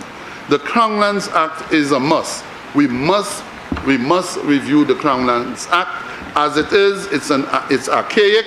It's another 1947, 1957 piece of legislation in which, when you read, the Commissioner of Crown Lands is more or less the owner of Crown Lands. when you read it. It almost seems that way. So he can do the legislation in itself. He can almost do anything. Sell land to whoever he wants, take responsibility, give it away, do whatever it is. I'm not saying that happens. But the legislation, it is like a legislation for a column who has full authority, and no one can stop him, even if you go to cabinet. The person who appoints him is the crown. And so, Mr. Speaker, we need to look at it, and the idea which is floating at this time is the establishment of a lands commission with what I call luminaries on the commission who can be responsible for the assets of our state.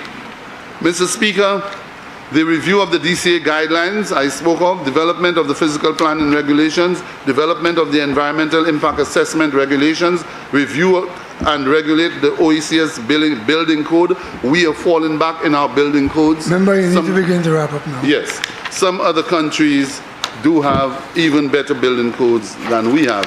And so we are in the process of doing some of those reviews. Mr. Speaker, I want to close with some comments on my constituency. I know that most St. Lucians regard Castries North as just a part of the overall Castries Basin, along with Castries Central, East, South, and Southeast, and rightly so. However, over the last few decades, Castries North has evolved into much more than just a subdivision of our nation's capital. Castries North has found itself boasting a series of cultural, technical, and infrastructural features.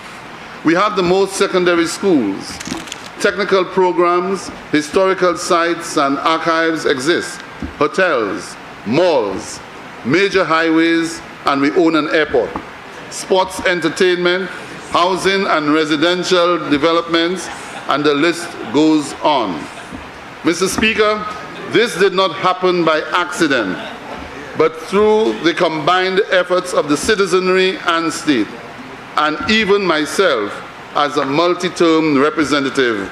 Not only have we made the strategic interventions, but we are now poised to take it to an even higher level. And when I speak of having our own airport, Mr. Speaker, I must let you know that Castries North probably, and I'm certain, has the longest white sand beach in St. Lucia, the Shock Beach, from VG all the way to Shock in that region. Through you, Mr. Speaker, I would like to reach out to all fellow sons and daughters of St. Lucia, but to the residents of Castries North in particular, and articulate just some of the deliberate features to come in what I call the Castries North Immediate Impact Socio-Economic Development Plan. And these, Mr. Speaker, as I run through quickly, on the social, the creation and enhancement of social programs designed to improve the social well-being of our constituents, which is already in existence under the CDP, but we're hoping that with a new initiative, we can bolster even more programs. Collaboration with the NRDF, which is located in Castries North, to design strategic human, social, and economic training programs for youth, particularly young men, young mothers, women, etc. Establish cultural development programs to target cultural activities on enthusiasts within the constituency to harness and cultivate raw talent of the youth in an endeavor to create and establish a Castries North cultural identity.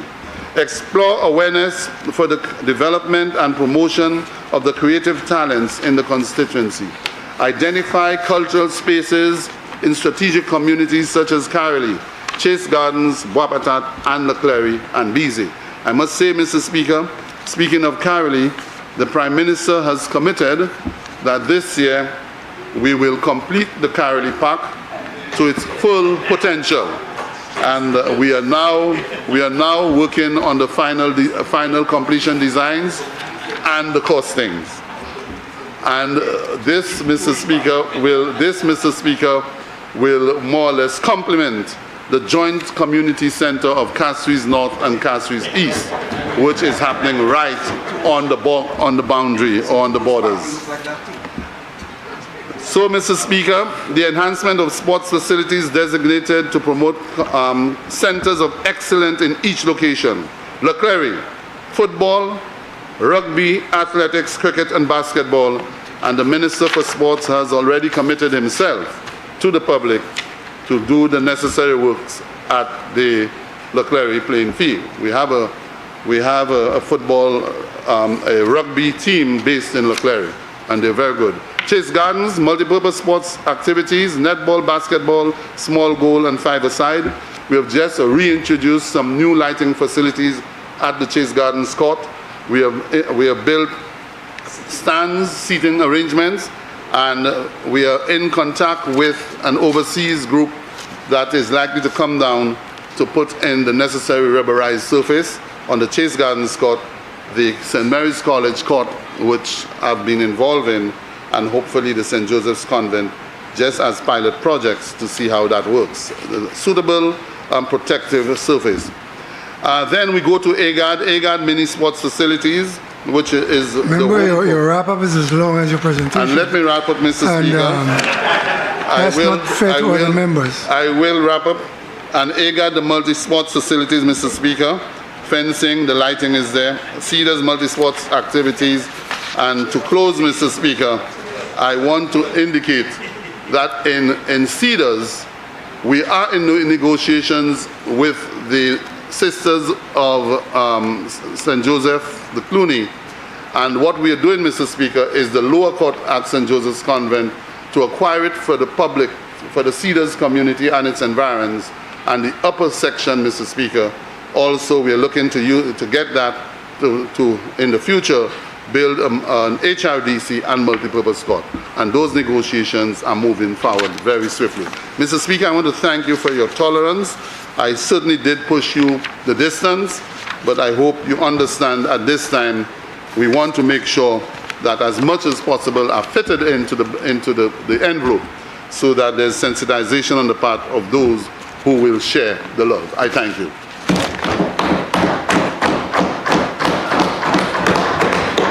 Leader of Government Business. Mr. Speaker, I move that this House stands suspended until 1:30 p.m. Honorable members, the question is that this House do stand suspended until 1:30 p.m. I now put the question. As many as of that opinion say aye. Aye. As many as of a contrary opinion say no. I think the ayes have it. The ayes have it. Sitting suspended.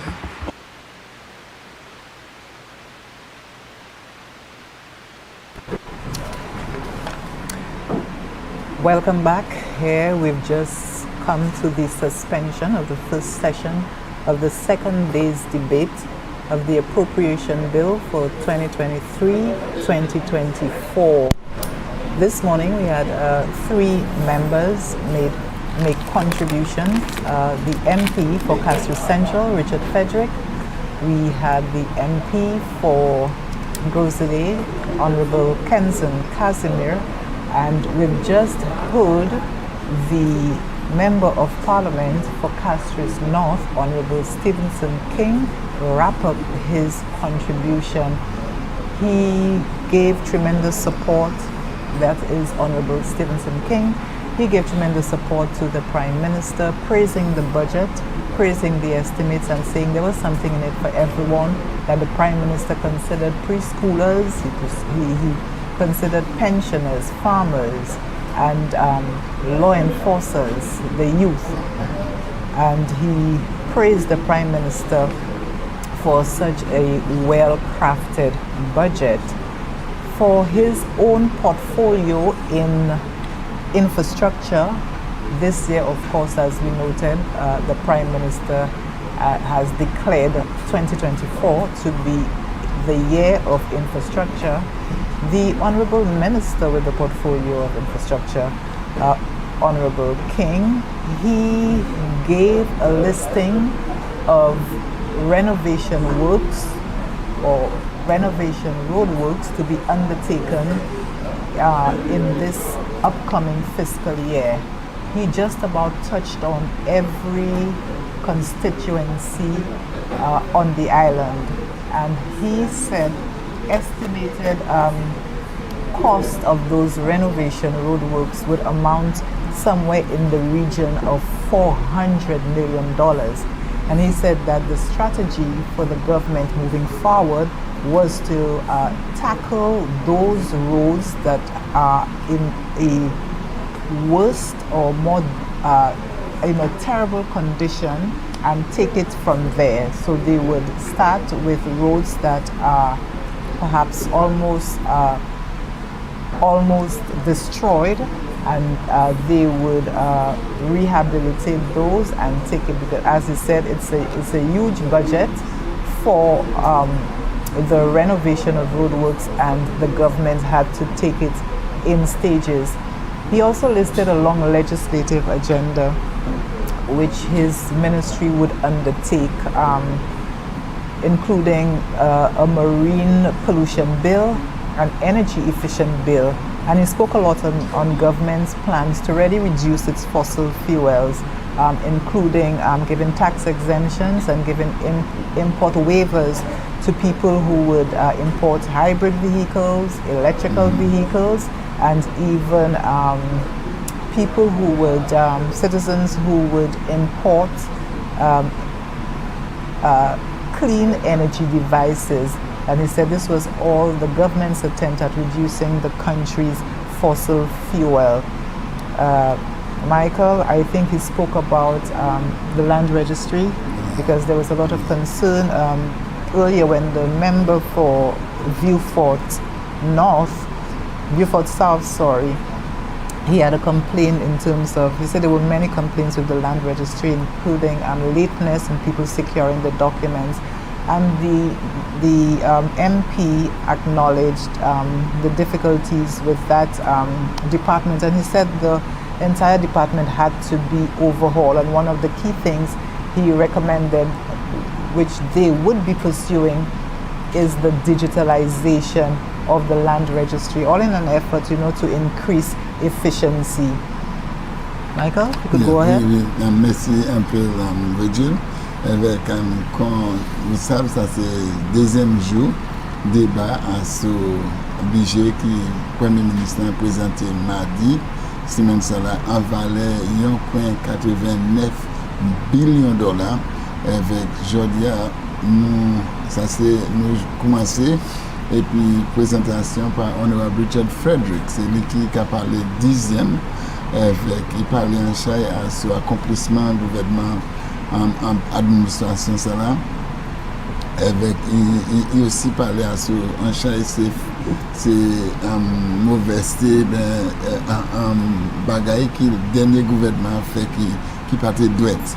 Il parlait aussi sur ça c'est maison la justice qui le gouvernement ni attention pour bâtir avec une raison qui est nécessaire puisqu'il doit le gouvernement qui a loué trop dépensé trop l'argent sur le loi, il a pile l'argent avec le gouvernement mérité sauver l'argent.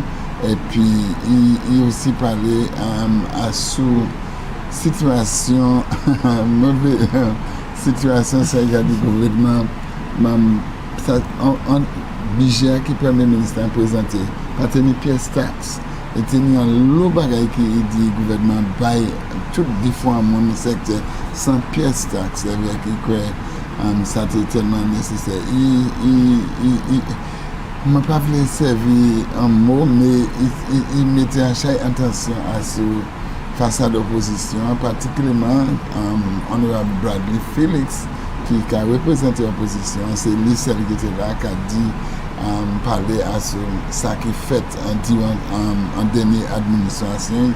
Avec, il aussi parlé à la place pour pression, qui est important. Avec un bagage qui est bâti. Nous, après aussi, il dit la gagne en place pour qui fait plus ça c'est Serenity Park, sans souci. L'autre monde qui parlait à 11e, c'était honorable Kenston Kazini, qui est membre parlement pour Bosile, et qui est ministère pour responsabilité pour développement jeunesse export, et qui parlait en chai à ces intentions gouvernement qui mettait à ces terrains joués au bon pays, avec aussi, il y a avec métier courant, et bien éclaté pour plus jeunesse jouer. Mais il y en a ces places qui mettent en chaîne attention à ce terrain joué. Ça y a créé Philippe Marcelin en Vieux-Fort avec aussi l'innovation cantonnement avec un autre qui parlait qui est important qui n'est chez Valais c'est qui c'est clarté à mettre à sous ces places-là, ça c'est ce terrain joué, il can servir un peu le courant. Avec, il dit, il a fait un modèle en Corinth, côté il a servi clarté, ça il a créé solar energy, avec aussi pour garder qui manière ça dépend moins à sous l'huile avec bagaille comme ça. Il aussi, ça me dit, même quand ça c'est terrain joué, ça c'est beau ce jeu, il a servi un chat de l'eau pour user et tout bagaille comme ça. Il a essayé de garder, il a sauvé l'eau la pluie avec bagaille comme ça pour réserver ça, pour garder si ça a regardé. Il parlait à ces différentes compétitions. Avec après, c'était au palais, c'est honorable Stevenson King, moi, on a parlé à ça en pile, nous bien contents. Avec moi quoi ça c'est l'air pour déjeuner avec je promettre pour dévirer ici à 1h30 avec à 1h30 at 1:30 oui ça alors nous vient commencer à l'instant nous avons merci pour rester et inviter pour virer et puis ici et puis nous dévirer à 1h30 merci un peu.